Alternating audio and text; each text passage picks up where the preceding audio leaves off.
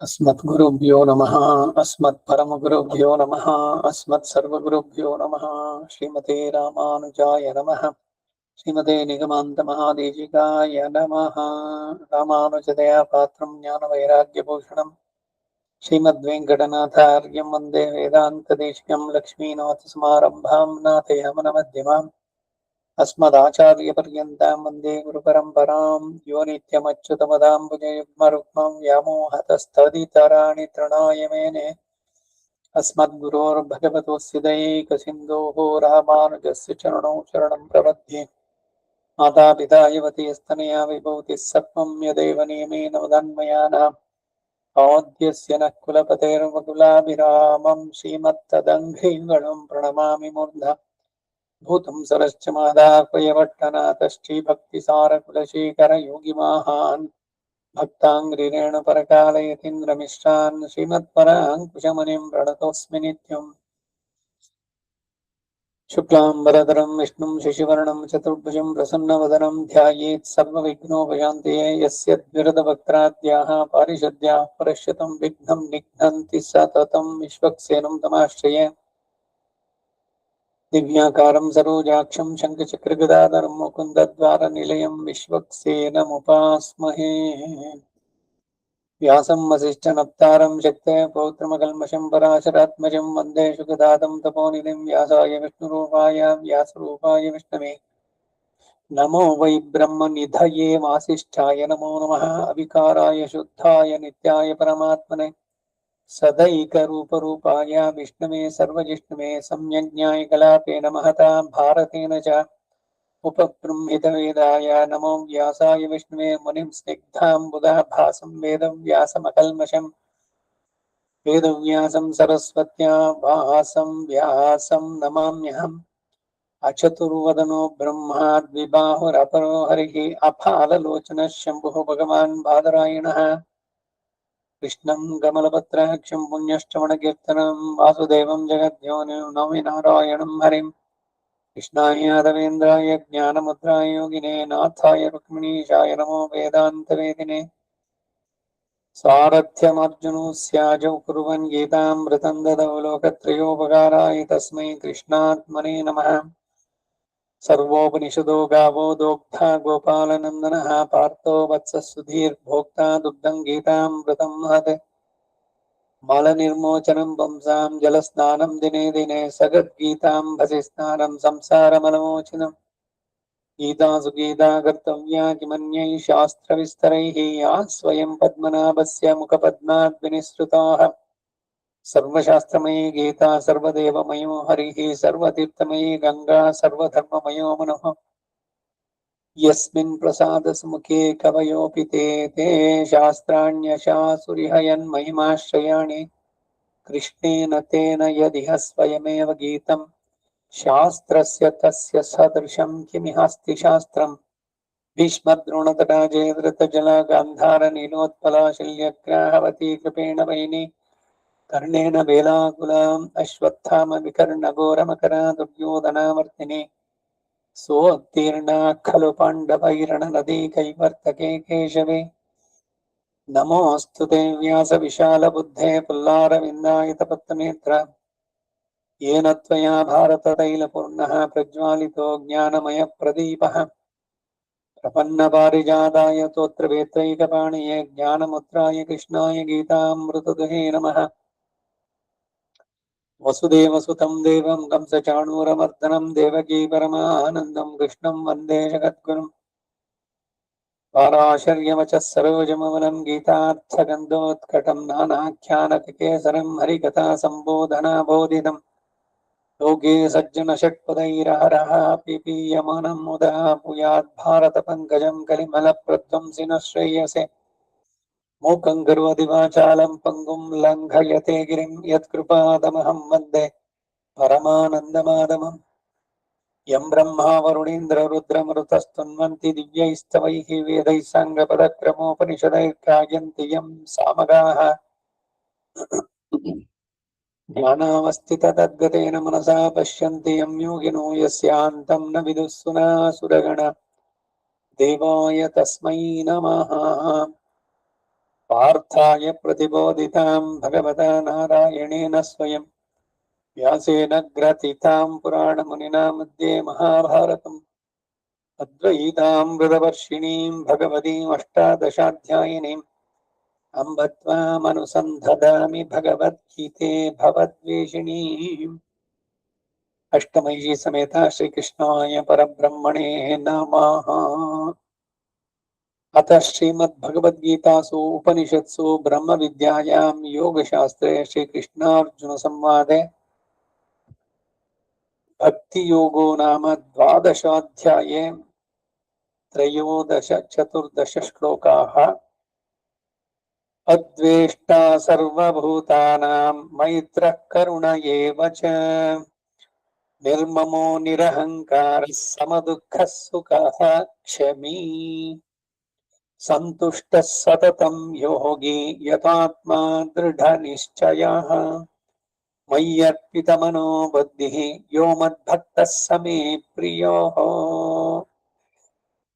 अष्टमैषी समेत ಶ್ರೀಕೃಷ್ಣಾಯ ಪರಬ್ರಹ್ಮಣೇ ನಮಃ. ಎರಡು ಶ್ಲೋಕಗಳು 13, 14. ನಿನ್ನೆ ದಿವಸ ಇದರ ಅರ್ಥವನ್ನು ನೋಡಿದ್ವಿ. ಇವತ್ತು ಅದರ ಭಾಷ್ಯವನ್ನ ನೋಡೋಣ. ರಾಮಾನುಜರ ಮಾತು. ಅದ್ವೇಷ್ಟ ಸರ್ವಭೂತಾನಾಂ ವಿದ್ವಿಷತಾಂ ಅಪಕುರ್ವತಾಮಪಿ ಸರ್ವೇಷಾಂ ಭೂತಾನಾಂ ಅದ್ವೇಷ್ಟ ಮದ ಅಪರಾಧಾನುಗುಣಂ ಈಶ್ವರ ಪ್ರೇರಿತಾನಿ ಏತಾನಿ ಭೂತಾನಿ ದ್ವಿಷಂತ್ಯಪಕುರ್ವಂತಿ ಚೇತಿ ಅನುಸಂಧಾನಃ. ತೇಷು ಅಪಕುರ್ವತ್ಸು ಚ ಸರ್ವೇಷು ಭೂತೇಷು ಮೈತ್ರೀಂ ಮತಿಂ ಕುರ್ವನ್ ಮೈತ್ರಃ ತೇಷ್ವೇವ ದುಃಖಿತೇಷು ಕರುಣಾಂ ಕುರ್ವನ್ ಕರುಣಃ ನಿರ್ಮಮಃ ದೇಹೇಂದ್ರಿಯೇಷು ತತ್ಸಂಬಂಧಿಷು ಚ ನಿರ್ಮಮಃ ನಿರಹಂಕಾರಃ ದೇಹಾತ್ಮಾಭಿಮಾನ ರಹಿತಃ ತತ ಏವ ಸಮಃ ದುಃಖ ಸುಖಃ ಸುಖ ದುಃಖಾಗಮಯೋಃ ಸಾಂಕಲ್ಪಿಕಯೋಃ ಹರ್ಷೋದ್ವೇಗರಹಿತಃ ಕ್ಷಮೀ ಸ್ಪರ್ಶ ಪ್ರಭವಯೋರ್ ಅವರ್ಜನೀಯಯೋರಪಿ ತಯೋರ್ವಿಕಾರರಹಿತಃ ಸಂತುಷ್ಟಃ ಯದೃಚ್ಛೋಪನತೇನ ಯೇನ ಕೇನಾಪಿ ದೇಹಧಾರಣ ದ್ರವ್ಯೇಣ ಸಂತುಷ್ಟಃ ಸತತಂ ಯೋಗಿ ಸತತಂ ಪ್ರಕೃತಿ ವಿಯುಕ್ತಾತ್ಮಾನುಸಂಧಾನಪರಃ ಯತಾತ್ಮಾ ನಿಯಮಿತ ಮನೋವೃತ್ತಿಃ ದೃಢ ನಿಶ್ಚಯಃ ಅಧ್ಯಾತ್ಮಶಾಸ್ತ್ರೋದಿತೇಷು ಅರ್ಥೇಷು ದೃಢ ನಿಶ್ಚಯಃ. ದೃಢ ನಿಶ್ಚಯ ಅಂದ್ರೆ ನೋಡಿ, ಅಧ್ಯಾತ್ಮಶಾಸ್ತ್ರೋದಿತೇಷು ಅರ್ಥೇಷು ದೃಢ ನಿಶ್ಚಯ. ಮಯ್ಯರ್ಪಿತ ಮನೋಬುದ್ಧಿ ಭಗವಾನ್ ವಾಸುದೇವ ಏವ ಅನಭಿಸಂಹಿತ ಫಲೇನ ಅನುಷ್ಠಿತೇನ ಕರ್ಮಣ ಆರಾಧ್ಯತೆ ಆರಾಧಿತಶ್ಚ ಮಮ ಆತ್ಮ ಪರೋಕ್ಷಂ ಸಾಧಯಿಷ್ಯತೀತಿ ಮಯ್ಯರ್ಪಿತ ಮನೋಬುದ್ಧಿ ಯ ಏವಂ ಭೂತೋ ಮದ್ಭಕ್ತಃ ಏವಂ ಕರ್ಮಯೋಗೇನ ಮಾಂ ಭಜಮಾನೋ ಯಃ ಸ ಮೇ ಪ್ರಿಯಃ. ಭಕ್ತರಲ್ಲಿ ನನಗೆ ತುಂಬಾ ಪ್ರಿಯನಾದವನು ಯಾರು, ಅವನಿಗೇನ್ ಲಕ್ಷಣಗಳು ಅನ್ನೋದನ್ನ ಭಗವಂತ ಇಲ್ಲಿ ಹೇಳಿದ. ಭಾಷ್ಯದಾರ್ಥ: ಹಿಂದೆ ಫಲಾಭಿಸಂಧಿರಹಿತ ಕರ್ಮಯೋಗ, ವಿಶಿಷ್ಟ ಭಕ್ತಿ ಯೋಗವನ್ನ ಅನುಷ್ಠಿಸುವುದೇ ಸುಕರವೋ ಅಂತ ಹೇಳಿದ್ರು. ಭಕ್ತಿ ಯೋಗ ಅನ್ನೋದು ಹೇಗೆ? ಮೊದಲು ಕರ್ಮಯೋಗ, ಆಮೇಲೆ ಧ್ಯಾನ ಯೋಗ, ಆಮೇಲೆ ಭಕ್ತಿ ಯೋಗ ಅಂತ ಹಂತವಾಗಿ ಬರೋದು. ಇವೆಲ್ಲ ಕಷ್ಟಕರವಾದದ್ದು. ಮನಸ್ಸನ್ನ ಪೂರ್ಣವಾಗಿ ಏಕಾಗ್ರತೆಯಲ್ಲಿ ನಿಲ್ಲಿಸಿ ಒಂದು ಕ್ಷಣವೂ ಈ ಕಡೆ ಆ ಕಡೆ ಹೋಗದಂತೆ ಎಣ್ಣೆ ಧಾರಿಯಾಗಿ ಬಿಡುವಂತೆ, ತೈಲ ಧಾರಿಯಂತೆ ಮನಸ್ಸು. ಇವೆಲ್ಲ ಕಷ್ಟವಲ್ಲ ಅಂತ ನಿನ್ನೆ ಕರ್ಮಯೋಗನೇ ಮಾಡುವ. ಬರೀ ಕರ್ಮ ಮಾಡೋದಲ್ಲ, ಕರ್ಮಯೋಗವನ್ನು ಮಾಡು. ಕರ್ಮಯೋಗ ಅಂದ್ರೆ ಏನು? ಫಲಾಭಿಸಂಧಿರಹಿತ. ಇದು ಮಾಡಿದ್ರೆ ನನಗೆ ಇದು ಪುಣ್ಯ ಸಿಗುತ್ತೆ, ಇದ್ ಮಾಡಿದ್ರೆ ಇದು ರಿಸಲ್ಟ್ಸ್, ನನಗೆ ಅದರ ಫಲ ಸಿಗುತ್ತೆ ಅನ್ನುವುದನ್ನ ಬಿಟ್ಟು ಭಗವತ್ ಪ್ರೀತ್ಯರ್ಥವಾಗಿ, ಅದು ಭಕ್ತಿ ಯೋಗ. ಭಗವಂತನಲ್ಲಿ ಪ್ರೀತಿಯಿಂದ ಈ ಮಾಡಿದ ಕರ್ಮ ಅವನಿಗೆ ಅಂತ ಉಂಟಾಗಿ ಮಾಡೋದಿದೆಯಲ್ಲ, ಇದು ಸುಕರ ಅಂತ. ಇದು ಬೇರೆ ಎಲ್ಲದನ್ನು ಸಾಧಿಸ್ಕೊಡುತ್ತೆ. ಆತ್ಮ ಸಾಕ್ಷಾತ್ಕಾರ, ಅಲ್ಲಿಂದ ಮುಂದಕ್ಕೆ ಪರಮಾತ್ಮನನ್ನ ನೋಡೋದು ಎಲ್ಲ.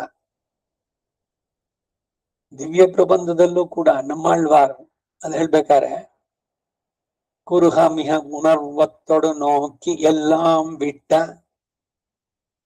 இருகல் இருப்பென்னும் ஞானிக்கும் அப்பயனில்லை ஏல் ಶಿರುಹ ನಿನಹದೋರ್ ಪಾಶವುಂಡಾಂ ಪಿನ್ನುಂ ವೀಡಿಲ್ಲೈ. ವೀಡು ಅಂದ್ರೆ ಮೋಕ್ಷ. ಮೋಕ್ಷ ಇಲ್ಲ ಅವನಿಗೂ ಕೂಡ. ಯಾರಿಗೆ? ಬರೀ ಆತ್ಮದರ್ಶನ ಸಮಾಧಿ ಸ್ಥಿತಿ ಅಂತ ಕೂತ್ಕೊಂಡ್ರೆ ಅವನಿಗೂ ಸಿಗಲ್ಲ. ಯೋಗಿಗಳು ಎಲ್ಲಿ ದಾರಿ ತಪ್ಪಿದ್ರು ಅನ್ನೋದನ್ನ ಕೂಡ ಅಲ್ಲಿ ಹೇಳಿದ್ರು. ಮತ್ತೆ ಇಲ್ಲಿ ಹೇಗೆ ಅಂತಂದ್ರೆ, ಆ ರೀತಿ ಯೋಗದಲ್ಲಿ ನಿಷ್ಠೆಯಿಂದ ಕುಳಿತು ಯಮ ನಿಯಮ ಇಂದ್ರಿಯ ನಿಗ್ರಹ ಎಲ್ಲವನ್ನು ಸಾಧಿಸಿ ಮಾಡೋದು, ಮನಸ್ಸನ್ನ ಪೂರ ಭಗವಂತನಲ್ಲಿಯೇ ನೆಲೆ ನಿಲ್ಲಿಸಿಕೊಳ್ಳೋದು. ಇದು ಗಾಳಿನ ಕೈನಲ್ಲಿ ಹಿಡ್ಕೊಂಡಂತೆ ಅರ್ಜುನ ಹೇಳಿದಂತೆ ಕಷ್ಟಕರವಾದದ್ದು. ಆದರೆ ಕಷ್ಟ ಸಾಧ್ಯವೇ ಇಲ್ಲ ಅಂತಲ್ಲ, ಮಾಡಬಹುದು. ಶಕ್ತಿ ಇದ್ದವ್ರು ಅದನ್ನ ಮಾಡಿ. ಸಾಧ್ಯವಿಲ್ವೋ? ಭಗವಂತ ಹೇಳಿದಂತೆ ಮಾಡಿ. ಎಲ್ಲ ಕೆಲಸನ ಭಗವಂತನಿಗಾಗಿ. ಅದರಲ್ಲಿ ಫಲದಂತೂ ಖಂಡಿತ ಆಸಕ್ತಿ ಬಿಡೋಣ. ಇದೇ ಮೊದಲು ಬರ್ಬೇಕಂತ. ಏನೇ ಕೆಲಸ ಮಾಡಿದ್ರು ಅದು ಭಗವಂತನಿಗಾಗಿ. ಅದರ ಫಲ ನಮ್ಗೆ ಸಿಗಲಿ ಅಂತ ಅಂದ್ಬಿಟ್ಟಿಲ್ಲ. ಕೆಲಸನೇ ಬಿಟ್ಬಿಡೋದು ಬೇಡ, ಕರ್ಮ ಮಾಡೋದೇ ಬೇಡ ಅಂತಲ್ಲ, ಕರ್ಮಗಳನ್ನು ನಡೆಸ್ಬೇಕು. ಈಗ ವೇದ ವಿಹಿತವಾದ ಸಂಸ್ಕಾರಗಳು ಬೇಡ, ಯಾವುದುವೆ ನಮಗೇನು ಬೇಕಿಲ್ವಲ್ಲ ಅಂತಂದ್ರೆ ಭ್ರಷ್ಟರಾಗ್ತೀವಿ. ನಿತ್ಯ ನೈಮಿತ್ತಿಕ ಕರ್ಮಗಳು, ವಿಧಿ ಇವುಗಳನ್ನ ಆಚರಿಸಲೇಬೇಕು. ಬಟ್ ಎಲ್ಲದರಲ್ಲೂ ಕೂಡ ಫಲಾಭಿಸಂಧಿರಹಿತಂ, ನಾಟ್ ರಿಸಲ್ಟ್ ಓರಿಯೆಂಟೆಡ್. ನಮ್ದು ರಿಸಲ್ಟ್ಸ್ ಇಲ್ಲ ಅಂತಿಲ್ಲ, ಅದರಲ್ಲಿಯೇ ಗಮನ ಇಟ್ಟು ಫಲ ಇಂಥದ್ದು ಸಿಗುತ್ತೆ ಅಂತಂದಾಗ ನಮ್ಮ ಪ್ರಯತ್ನಗಳೆಲ್ಲ. ಈಗ ಏನೋ ಸ್ವಲ್ಪ ಸುಮ್ಮನೆ ಮಾಡ್ಕೊಂಡು ಹೋದ್ರೆ ಸಿಗುತ್ತೆ ಅಂದ್ರೆ, ಸ್ವಲ್ಪ ಕಷ್ಟಪಟ್ಟರೆ ಸಿಗುತ್ತೆ ಅಂದ್ರೆ ಆ ಕಷ್ಟ, ಆ ಶ್ರದ್ಧೆ ಇದೆಲ್ಲ ಎಲ್ಲದಕ್ಕೂ ಬರುತ್ತೆ. ಯಾಕೆ? ಏನಾದ್ರು ಮಾಡಿ ಅದನ್ನ ಪಡಿಬೇಕು. ಇಲ್ಲಿ ಫಲದಲ್ಲಿ ಆಸಕ್ತಿ ಬೇಡವೇ ಬೇಡ, ಬರೀ ಕೆಲಸವನ್ನು ಮಾಡೋಣ, ಅದನ್ನು ಪ್ರೀತಿ ಪೂರ್ವಕವಾಗಿ ಮಾಡೋಣ. ಏನೋ ಮಾಡಿ ಬಿಸಾಕೋದಲ್ಲ, ಪ್ರೀತಿಯಿಂದ ಕಾಯ ವಾಚ ಮನಸ ತ್ರಿಕರಣ ಪೂರ್ವಕವಾಗಿ ಮಾಡಿ ಭಗವಂತನಿಗೆ ಸಮರ್ಪಣೆ ಮಾಡಿದ್ರೆ ಮನಸ್ಸಿನ ಚಂಚಲ ಸ್ಥಿತಿ ತಾನಾಗಿ ಹೋಗ್ಬಿಡುತ್ತೆ ಅಂತಾರೆ. ಇದೆಲ್ಲ ಪ್ರಾಕ್ಟಿಕಲ್ ಫಿಲಾಸಫಿ. ಕೃಷ್ಣ ಇಲ್ಲಿ ಹೇಳೋದು, ನೀವು ಆ ರೀತಿ ನಡೆಸ್ತಾ ಬನ್ನಿ. ಈಗೇನು ಒಂದು ಕೆಲಸ, ಯಾವುದೋ ದೇವ್ರ ಕೆಲಸನೋ ಮತ್ತೊಂದೋ ಮನೆ ಕೆಲಸವೋ ಲೌಕಿಕವೋ ಯಾವುದೋ ಒಂದು, ಅದನ್ನ ಭಗವದರ್ಪಿತವಾಗಿ ನೀನೇ ನಡೆಸ್ತಾ ಇದೀಯಾ. ಈ ಕೆಲಸ ಕೊಟ್ಟಿದೀಯಾ ನನಗೆ, ಸರಿ ನಾನ್ ನಡೆಸ್ತೀನಿ. ಆ ಕೆಲಸ ಮುಗಿಯಿತಲ್ಲ ಅನ್ನೋ ಒಂದು ಧನ್ಯತೆಯ ಭಾಗ. ಅದರಲ್ಲಿ ರಿಸಲ್ಟ್ಸ್ ಬೇಡ. ರಿಸಲ್ಟ್ಸ್ ಬರೋಲ್ವೋ, ಕೊಡೋದಕ್ ಬಿಡೋದು ಅವನಿಗೆ ಬಿಟ್ಟಿದ್ದು. ಯಾವಾಗ ನಮಗೆ ಆ ಫಲದಲ್ಲಿ ಆಸಕ್ತಿ ಇಲ್ವೋ, ಮನಸ್ಸು ಸಮಾಧಾನ ಸ್ಥಿತಿಗೆ ಬರೋದಕ್ಕೆ ಸಾಧ್ಯವಾಗುತ್ತೆ. ಮಾಡುವ ಕೆಲಸದಿಂದ ಪ್ರೀತಿಯಿಂದ ಮಾಡೋಣ, ಶ್ರದ್ಧೆಯಿಂದ ಮಾಡೋಣ, ಇನ್ನು ಚೆನ್ನಾಗಿ ಮಾಡೋಣ, ಮಾಡಿ ಭಗವಂತನಿಗೆ ಸಮರ್ಪಣೆ ಮಾಡೋದು. ಈ ಗೋಪಿಯರೆಲ್ಲ ಮಾಡಿದ್ದು ಅದೇ ಕೆಲಸ. ಯಾರಾದ್ರೂ ನನಗೆ ಸ್ವಲ್ಪ ಹೆಚ್ಚಿಗೆ ದುಡ್ಡು ಸಿಗ್ಲಿ, ಹೆಚ್ಚಿಗೆ ಹಾಲು ಕೊಡ್ಲಿ ನಮ್ಮ ಹಸುಗಳು, ಅದರಿಂದ ನಾನು ಇನ್ನೊಂದಷ್ಟು ಮಾಡಿ ಇನ್ನೇನೋ ಒಂದಷ್ಟು ಡೈಮಂಡ್ ಸೆಟ್, ಇನ್ನೊಂದ್ ಸೆಟ್ ಅದನ್ನೆಲ್ಲ ಮಾಡಿಸಿ ಹಾಕೊಡ್ತೀನಿ, ಈ ತರದ್ ಏನಾದ್ರು ಬೈಕೆ ಎಲ್ಲಾರು ಒಂದ್ ಕಡೆ ಇದೆಯಾ? ಎಲ್ರೂ ಮಾಡಿದ್ರು. ಅವ್ರವ್ರ ಕೆಲಸವನ್ನು ಯಾರು ಬಿಡ್ಲಿಲ್ಲ. ದೈನಂದಿನ ಕೆಲಸಗಳು, ನಿತ್ಯ ವಿಧಿಗಳು, ಅವರಿಗೆ ವಿಹಿತವಾದಂತಹ ಧರ್ಮದ್ದು ಪ್ರತಿ ಒಂದನ್ನು ಆಚರಿಸಿದ್ರು. ಅವರ ವಿಹಿತವಾದ ಧರ್ಮಗಳು, ಪುರುಷರಿಗೆ ಏನು ಧರ್ಮವೋ ಅದು, ಸ್ತ್ರೀಯರಿಗೆ ಏನು ಧರ್ಮವೋ ಅದು. ರಾಮರಾಜ್ಯದಲ್ಲಿ ರಾಮ ಪಟ್ಟಾಭಿಷಿಕ್ತನಾಗಿ ಆದ್ಮೇಲೆ ಎಲ್ಲರೂ ಸ್ವಧರ್ಮೇ ಪೂರ್ಣವಾಗಿ ನಿರತಾಹ. ಅದರಿಂದ ಏನಾಯ್ತು ಅಂತಂದ್ರೆ, ಅದು ತ್ರೇತಾಯುಗ ಅಲ್ಲ, ಮತ್ತೆ ಕೃತಿಯುಗವೇ ಉಂಟಾಯ್ತು ಅನ್ನೋ ತರದಲ್ಲಿ. ಒಬ್ಬ ಇನ್ನೊಬ್ಬನ ಎಕ್ಸ್ಪ್ಲಾಯ್ಟ್ ಮಾಡ್ಲಿಲ್ಲ. ಧರ್ಮವನ್ನ ಅತಿಕ್ರಮಿಸಿ ಯಾರೂ ನಡೀಲಿಲ್ಲ. ಎಷ್ಟು ಸುಂದರವಾದಂತಹ ಸಮಾಜ. ಎಲ್ರು ಅವರವರಿಗೆ ಲೋಕ ಮರ್ಯಾದೆಯನ್ನ ಮೀರಿ ಯಾರು ಒಂದು ಹೆಜ್ಜೆನೂ ಇಡ್ತಾ ಇರ್ಲಿಲ್ಲ. ಅದು ರಾಮರಾಜ್ಯ. ರಾಮ ಭರತನಿಗೆ ಹೇಳ್ಬೇಕಾದ್ರೆ ಇದೆಲ್ಲ ಹೇಳ್ತಾನೆ, ಎಲ್ಲವನ್ನು ಸರಿ ನಡೆಸ್ತಾ ಇದೀಯಾ, ರಾಜಧರ್ಮವನ್ನು ಸರಿಯಾಗಿ ಪಾಲಿಸ್ತಾ ಇದೀಯಾ. ವಾಸಿಷ್ಠ ರಾಮಾಯಣ ಅನ್ನೋದ್ರಲ್ಲಿ ವಸಿಷ್ಠ ರಾಮನಿಗೆ ಇದನ್ನೆಲ್ಲ ತಿಳಿಸ್ತಾನೆ. ಭೀಷ್ಮ ಇವಾಗ ಯುಧಿಷ್ಠನಿಗೆ ಹೇಳ್ಬೇಕಾದ್ರೆ ರಾಜಧರ್ಮಗಳು ಏನೇನು, ರಾಜನಾಗಿದ್ದವನು ಎಷ್ಟು ಎಚ್ಚರಿಕೆಯಿಂದ ಇರ್ಬೇಕು, ಏನೋ ತುಂಬಾ ವಿಲಾಸ ಭೋಗಗಳು, ಅನೇಕ ಪತ್ನಿಯರು, ಮದ್ಯ, ಇದ್ರ ಜೊತೆ ಈ ಸುಗ್ರೀವ ತಾರೆ ರುಮೆ ಜೊತೆನಲ್ಲಿ ಇದ್ಬಿಟ್ಟು ಇವನಿಗೆ ಇದ್ ಮಾಡಿದ್ದನ್ನೇ ಆಂಜನೇಯ ಮೊದ್ಲೇ ನೆನಪಿಸಿದ್ದ, ಈ ಲಕ್ಷ್ಮಣ ಕೋಪದಿಂದ ಹೋಗೋಕ್ ಮೊದ್ಲೇನೆ. ಈ ಸಂತೋಷ ಭೋಗಗಳಲ್ಲಿ ತಲ್ಲೀನರಾಗಿ ತಮ್ಮ ಏನು ಕರ್ಮಗಳು ಇದೆಯೋ, ಡ್ಯೂಟಿಗಳು, ರೆಸ್ಪಾನ್ಸಿಬಿಲಿಟೀಸ್, ಅದನ್ನ ನಿರ್ವಹಿಸಿದ್ರು ಅಂತ. ತಾರೆ ಬಂದು ಆಮೇಲೆ ಸಮಾಧಾನ ಹೇಳೋದು, ಇವನು ಬೇರೆಯವರಿಗೆಲ್ಲ ಕಳಿಸ್ಕೊಟ್ಟಿದ್ದ, ಎಲ್ಲ ಸುಮ್ಮನೆ ಕೂತಿಲ್ಲ ಅನ್ನೋದ್ರದ್ದು ಆಮೇಲೆ. ಆದ್ರೆ ಅವನ್ ಹೇಳಿದಂತೆ 2 ಅಥವಾ 3 ತಿಂಗಳಾದ್ಮೇಲೆ ಈ ಸುಗ್ರೀವನ ತರ ಭೋಗಗಳು ಇದ್ರು ಬಂದಾಗ ಎಲ್ಲ ನಾವು ಮರ್ತು ಬಿಡ್ತೀವಿ. ಕುಂತಿನೇ ಹೇಳಿದ್ಲು, ಮನುಷ್ಯನಿಗೆ ಸಹಜವಾದಂತಹ ಸ್ವಭಾವ ಇದು. ಧರ್ಮರಾಜ ಇವಾಗ ರಾಜನಾಗಿದ್ದಾನೆ ಹಸ್ತಿನಾಪುರಕ್ಕೆ, ನೀನು ರಾಜಮಾತೆ, ಏನ್ ಬೇಕು ನಿನಗೆ ಕೇಳು ಅಂತ ಅಂದ್ಬಿಟ್ಟಂದ. ನಾನ್ ಯಾರು ಅನ್ನೋ ನಿಂಗೆ ಗೊತ್ತು ಅಂತ. ಕುಂತಿ ಏನ್ ಹೇಳಿದ್ಲು, ನನಗೆ ದಿವ್ಸನೂ ಸ್ವಲ್ಪ ಕಷ್ಟ ಕೊಡು, ಯಾಕೆಂದ್ರೆ ಈ ರಾಜಭೋಗ ಇವೆಲ್ಲ ಬಂದ ಮೇಲೆ ನಾನು ಕೈಗೊಂದಾಡು ಕಾಲುಗೊಂದಾಡು ಇದ್ದಾದ್ಮೇಲೆ ನಂದು ನಾನು ಹೇಳಿದ್ದಂತೆ ಆಗಬೇಕು, ಇವೆಲ್ಲ ಶುರುವಾದ್ರೆ ನೀನ್ ದೂರ ಆಗ್ಬಿಡ್ತೀಯ. ಅದಕ್ಕಾಗಿ ಕಷ್ಟ ಇದ್ರೆ ನಮಗ್ ಭಗವಂತನ ನೆನ್ಪು ಬರುತ್ತೆ, ಸುಖ ಬಂದಾಗ ನೆನ್ಸ್ಕೊಳ್ತೀವೇನು. ಆ ಸೂಕ್ತಿ ಗಾದೆ ಮಾತು ರೂಢಿ ಆದ್ರು, ಸಂಕಟ ಬಂದಾಗ ವೆಂಕಟರಮಣ, ಎಲ್ಲರೂ ಸುಖ ಬಂದಾಗ ವೆಂಕಟರಮಣ ಅಂತಿದೀಯೋ, ಇರಬಾರ್ದ. ಸುಖವಾಗಿದ್ದಾಗ ಹೇಳ್ತೀವ ನಾವು. ಪ್ರತಿ ಒಬ್ಬೊಬ್ಬರು ನೀವು ಅನಲೈಸ್ ಮಾಡಿ ನೋಡಿ, ನಿಮ್ಗೇನು ಮನಸ್ಸಿಗೆ ಸಂತೋಷ ಆಯ್ತು, ಅಥವಾ ನೀವ್ ಹೇಳಿದ ಕೆಲಸ ಆಯ್ತು, ನೀವು ಬಯಸಿದ್ದೇನೋ ಸಿಕ್ತು, ಆಗ ಭಗವಂತನಿಗೆ ಧನ್ಯವಾದ ಹೇಳುವರೆಷ್ಟು ಜನ? ನಾನ್ ಹೇಳ್ದೆ, ನಾವು ಮಾಡಿದ್ದೆ, ನಾನು ಈಗ ಹೇಳೋ ಹೊತ್ತಿಗೆ ಅವನು ಮಾಡ್ದ, ನಾನು ಅನ್ನೋದೇ ಮೇಲಕ್ಕೆ ಬರುತ್ತೆ ಹೊರತು ಇದಾಗೋಲ್ಲ. ಇದಕ್ಕಾಗಿ ಅವಳು ಕೇಳಿದ್ಲು, ನನಗ್ ಸ್ವಲ್ಪ ಕಷ್ಟವನ್ನೇ ಕೊಡು ಅಂತ. ಇನ್ನೊಂದು, ಭಗವಂತ ಅವನು ನಿಲ್ಲಿಸಿದ್ರಲ್ಲಿ ಯಾರು ಪರಿಪೂರ್ಣತೆಯನ್ನು ಪೂರ್ಣವಾಗಿ ಪಡೆಯೋಕ್ ಆಗೋಲ್ಲ. ಇದು ವಿಧಿ ನಿಯಮ. ನಹಿ ಸರ್ವಂ ಸರ್ವಜಾನಾತಿ. ಯಾರು ಯಾವುದೇ ಕ್ಷೇತ್ರದಲ್ಲೂ ಕೂಡ ಪೂರ್ಣತೆಯನ್ನ ಪಡೆಯೋಕ್ ಸಾಧ್ಯ ಆಗಲ್ಲ. ಸೊ ಬಾಳಿನ ಗುರಿ ಏನು ಅಂದ್ರೆ ಪೂರ್ಣತೆಯ ಕಡೆಗೆ ಹೆಜ್ಜೆ ಇಡ್ತಾ ಇಡ್ತಾ ಹೋಗಿ. ಪೂರ್ಣವಾಗುತ್ತೋ? ಶರೀರ ಬಿಟ್ಮೇಲೆ ಪೂರ್ಣವಾಗುತ್ತೆ. ಬೇರೆಯವರೆಲ್ಲ ಹೇಳ್ಬೋದು ಅವರು ಪೂರ್ಣತೆಯನ್ನ ಪಡೆದು ಬಿಟ್ಟಿದ್ದಾರೆ ಅಂತ, ಅದನ್ನ ಕೇಳಿ ಇವನ್ ತಲೆ ತಿರುಗಬಾರ್ದಷ್ಟೇ. ಹೀಗೆ ಮನಸ್ಸು ಮತ್ತೆ ಈ ನಾನು, ಅಹಂಕಾರ, ಮಮಕಾರಗಳು ಇವೆಲ್ಲ ನಿನ್ನೆ ದಿವಸ ನೋಡಿದ್ವಿ. ಜಕ್ಷರಸ್ತು ಭವೇನ್ ಮೃತ್ಯು ಯಕ್ಷರಂ ಬ್ರಹ್ಮಣ ಪದಂ ಮಮೇತಿ ದ್ವಕ್ಷರೋ ಮೃತ್ಯು ನ ಮಮೇತಿ ಚ ಶಾಶ್ವತಂ. ಸೊ ಎಲ್ಲವನ್ನೂ ತಿಳಿದು ವಿದ್ಯಾ ದದಾತಿ ವಿನಯಂ. ನಿಜವಾಗ್ಲಿ ವಿದ್ಯೆಯನ್ನು ಅವನು ಕಲಿತವನಾದ್ರೆ ಅವನಲ್ಲಿ ವಿನಯ ಅನ್ನೋದು ತುಂಬಿ ಬರುತ್ತೆ. ವಿನಯದ ಸಾಕಾರ ಮೂರ್ತಿ.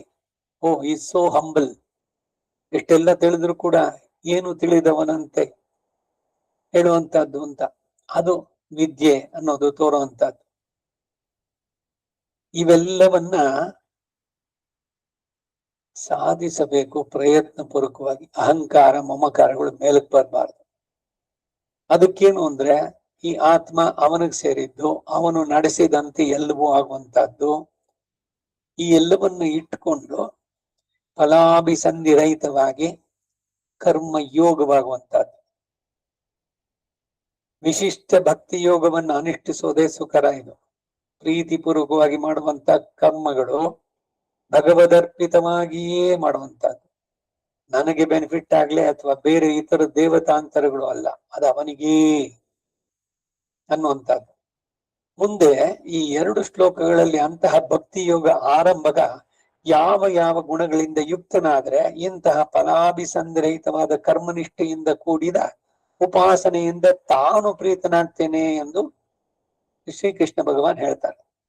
ಹಾಗೆಯೇ ಇವೆರಡಲ್ಲದೆ ಮುಂದಿನ 5 ಶ್ಲೋಕಗಳಲ್ಲೂ ಎಂತಹ ಸ್ವಭಾವಗಳುಳ್ಳ ಈ ಫಲತ್ಯಾಗ ಮಾಡಿದ ಕರ್ಮನಿಷ್ಠೆಯಿಂದ ಕೂಡಿ ಉಪಾಸಿಸುವನೋ ಪ್ರಿಯನಾಗ್ತಾನೆ ಅಂತ ಹೇಳಿ ಅತೀವ ಪ್ರಿಯನು ಯಾರು ಅನ್ನೋದನ್ನ ತಿಳಿಸೋದಕ್ಕಾಗಿ ಈ ಅಧ್ಯಾಯದಲ್ಲಿ 2ನೇ ಶ್ಲೋಕದಲ್ಲಿ ಹೇಳಲ್ಪಟ್ಟಂತಹ ಯುಕ್ತತಮರು ಯಾರೋ ಅವರೇ ನನಗೆ ಅತೀವ ಪ್ರಿಯರಾದವರು ಎಂದು ಹೇಳಿ ನಿಗಮನ ಮಾಡಿ ಪ್ರತಿಜ್ಞಾ ನಿಗಮನ ವಾಕ್ಯಗಳಿಗೆ ಐಕ ಕಂಠ್ಯವನ್ನ ಉಪಪಾದಿಸಿ ಅಧ್ಯಾಯವನ್ನು ಹಾಗೆ ದ್ವಿತೀಯ ಷಟ್ಕವನ್ನು ಮುಗಿಸ್ತಾರೆ. ಈ 12ನೇ ಅಧ್ಯಾಯ ಮುಗಿದ್ರೆ 2ನೇ ಷಟ್ಕ ಅಂದ್ರೆ 6 ಅಧ್ಯಾಯಗಳು. ಮೊದಲ 6 ಅಧ್ಯಾಯಗಳು ಪ್ರಥಮ ಷಟ್ಕ, ಇದು ದ್ವಿತೀಯ ಷಟ್ಕ. ಇದು ಮುಗಿಯುತ್ತೆ. ಭಕ್ತಿ ಯೋಗ ಮುಗಿದ್ರೆ 2ನೇ ಷಟ್ಕ ದ್ವಿತೀಯ ಷಟ್ಕವು ಸಂಪನ್ನವಾಗತ್ತೆ. ಅದ್ವೇಷ್ಟ ಸರ್ವಭೂತಾನ, ಸರ್ವಭೂತಗಳನ್ನು ದ್ವೇಷಿಸದೇ ಇರುವವನಾಗಿ, ಭೂತ ಅಂದ್ರೆ ದಿವ್ಯಭೂತ ಅಲ್ಲ, ಇಲ್ಲಿ ಎಲ್ಲ ಚೇತನರು, ಒಂದು ಕ್ರಿಮಿ, ಒಂದು ಹುಳು, ಎಲ್ಲವೂ ಕೂಡ ಒಂದೇನೆ.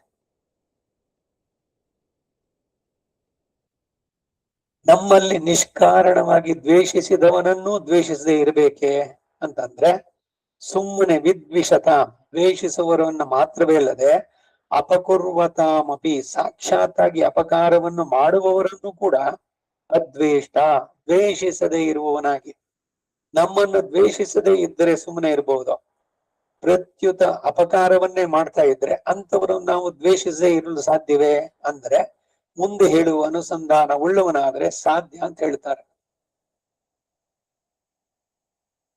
ಹಿಂದೆ ಎಲ್ಲ ಅನೇಕ ಬಾರಿ ಹೇಳಿದ್ದೆ, ಕೂರತ್ತಾಳ್ವ ನಮ್ಮ ನಲ್ಲಾನವ್ರಿಗೆ ಶ್ರೀ ವೈಷ್ಣವ ಅವನೇ ಹೇಳ್ಕೊಟ್ಟಿದ್ದು, ಇವ್ರ ಕಣ್ಣು ಹೋಗೋದಕ್ಕೆ ಕಾರಣವಾದ ಆ ಕಾರಣಕರ್ತ ಅವನು. ರಾಮಾನುಜ ಅಂತ ಒಬ್ಬ ಇದ್ದಾನೆ ಗುರು, ಅವನು ಚರ್ಚೆಲ್ಲ ಒಪ್ಕೊಂಡ್ಬಿಡ್ತಾರೆ. ಶಿವಾತ್ ಪರತನಂನ ಅಸ್ತಿ, ಅವನ ಹತ್ರ ಸೈನ್ ಮಾಡಿಸುವಂತ ಸಜೆಷನ್ ಕೊಟ್ಟವನು ನಮ್ಮವನ ಒಬ್ಬ ಶ್ರೀ ವೈಷ್ಣವ. ಆ ನಲ್ಲಾನ್ಗೆ ಮೋಕ್ಷವನ್ನು ಕೊಡಿಸ್ತಾರೆ ಇವರು ಆ ಪಂಚಸ್ತವಗಳನ್ನ ಪ್ರಾರ್ಥನೆ ಮಾಡಿ. ದ್ವೇಷ ಇದೆಯೋ, ನಮ್ಮನ್ನು ದ್ವೇಷಿಸಿ ಅವರಿಂದ ನಮಗೆ ನೋವು ಉಂಟಾಗಿದ್ರು ಕೂಡ, ಮಾನವ ಹಾನಿಯೋ, ತೇಜೋ ಹಾನಿಯೋ, ಮಾನ ಹಾನಿಯೋ, ಏನೇನೋ ಅವರಿಂದ ಉಂಟಾದ್ರೂ ಕೂಡ ಕ್ಷಮಿಸೋದಕ್ ಸಾಧ್ಯನೋ? ಎಲ್ಲ ಸ್ವಲ್ಪ ವಿಚಾರ ಮಾಡಿ. ಇದನ್ನ ಯಾರೋ ನಿಮಗೆ ಬೇಕು ಅಂತೇನೆ ತೊಂದರೆಯನ್ನು ಉಂಟು ಮಾಡಿದ್ರು, ಅವರನ್ನ ಸರಿ, ಅವ್ರ ಮೇಲೆ ಪ್ರತಿಕಾರ ಬೇಡ, ಅದು ಒಂದ್ ಸ್ಟೇಜ್. ಅವರನ್ನು ದ್ವೇಷಿಸುವುದು ಬೇಡ ಅಂತ, ಇದೇನೆ ನಾವು ಮೇಲಕ್ಕೆ ಏರ್ಬೇಕಾದದ್ದು. ಅಂದ್ರೆ ಮತ್ತೆ ಆ ದ್ವೇಷ ಅನ್ನೋದು ಹೋಗ್ಬೇಕಾದ್ರೆ ಏನ್ ಮಾಡ್ಬೇಕು ಅಂದ್ರೆ, ನಾನು ಯಾವ ಜನ್ಮದಲ್ಲಿ ಏನ್ ಕರ್ಮ ಮಾಡಿದ್ನೋ ಅದಕ್ಕೆ ಪ್ರತಿಯಾಗಿ ನಾನು ಈ ಭಾರದಲ್ಲಿ ಈ ದುಃಖವನ್ನೋ, ನಷ್ಟವನ್ನೋ, ಮಾನಹಾನಿಯೋ, ತೇಜೋ ಹಾನಿಯೋ, ದ್ರವ್ಯ ಹಾನಿಯೋ ಏನೋ ಒಂದನ್ನ ನಾನು ಅನುಭವಿಸಿದ ಸುಳ್ಳಲ್ಲ, ಉಂಟು. ಅದಕ್ಕೆ ಇವನು ಬರೀ ನಿಮಿತ್ತ ಮಾತ ಆದ. ಭಗವಂತ ನನ್ನ ಕರ್ಮದ ಫಲವನ್ನ ಕೊಡಬೇಕಾದ್ರೆ ಅವನ ಮುಖಾಂತರ ಕೊಡಿಸ್ದ, ಅದಕ್ಕಾಗಿ ಅವನು ಕಾರಣನಲ್ಲ. ಮಂತನೇ ಕಾರಣನ ಅಡಿಗೆ ಬರೋದಕ್ಕೆ ಇವನು? ಇಲ್ಲ ಕೈಕೇಯಿಯ ವರ ಕೇಳದ್ನಲ್ಲ ಅದು ಕಾರಣವ? ಬರ್ತಾ ಹೇಳ್ತಾನೆ ನಂದೇ ತಪ್ಪು ಅಂತಾನೆ. ನಾನೇ ಆಯಿಡುಹ ತಿರುಪಾವೈನಲ್ಲಿ ಎಲ್ರು ಬೆಳಗಾಗಿದ್ದ ತಕ್ಷಣ ಬಂದು ಬರೀ ಬಾಗ್ಲಲ್ಲೇ ನಿಂತ್ಕೊಳ್ಳದೆ ಮಂಗಳದಲ್ಲಿ ಒಳಗಡೆ ಬಂದು ಇವಳು ಕೇಳ್ತಾ ಇದ್ದಾರೆ, ಏನೇ ತುಂಬಾ ಮಾತಾಡ್ತೀನಿ ನೀನು, ಎಲ್ಲ ನಿನ್ನೆ ಎಲ್ಲ ನಾನೇ ಬಂದು ಎಲ್ರನ್ನು ಹೇಳಿಸ್ಬಿಡ್ತೀನಿ ಅಂತ ಹೇಳಿದೆ, ಇನ್ನು ಮಲ್ಗಿದೆಯಲ್ಲ, ಎಷ್ಟು ಜನ ನಾವು ಬಂದಿದ್ದೀವಿ ಅಂತ. ನಾನಲ್ಲ, ನೀವುಗಳೇ ಮಾತಾಡಿಗಳು. ಸಡನ್ ಆಗಿ ಅರೆ ಇಷ್ಟೆಲ್ಲ ಜನ ಪಾಪ ಬೆಳಗಾದ ತಕ್ಷಣ ನನ್ನನ್ನು ಹೇಳ್ಸೋಕ್ ಬಂದಿದ್ದಾರೆ, ಅವ್ರನ್ನ ನಾನ್ ಬೈಯೋದ್ ಸರಿಯೇ? ಇಲ್ಲ, ನಾನೇ ತಾನಾಯಿಡುಹ, ನಂದೇ ತಪ್ಪು. ಈ ಒಪ್ಕೊಳ್ಳೋದು ಇದೆಯಲ್ಲ, ಇದು ಬಹಳ ದೊಡ್ಡ ಕೆಲಸ. ತಪ್ಪು ಆಗತ್ತೆ, ತಪ್ಪಾದಾಗ ಅದಕ್ಕೆ ಸಮಜಾಯಿಷಿಗಳನ್ನು ಕೊಡೋದು ಬೇಡ.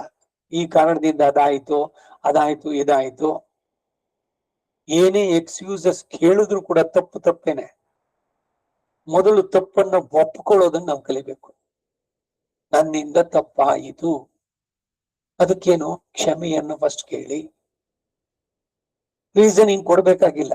ಹೌದು ಆಯ್ತು, ನೀವು ಮಾಡೇ ಇಲ್ಲ, ಆದ್ರೂ ಕೂಡ ಒಪ್ಪಿಸ್ಕೊಳ್ಬೇಕಾ? ಶ್ರೀ ವೈಷ್ಣವ ಲಕ್ಷಣ ಇದು ಅಂತಾರೆ ಅಲ್ಲಿ. ತಪ್ಪೇ ನಡೆದಿದ್ರು ಕೂಡ ಮಾಡೇ ಇಲ್ಲ,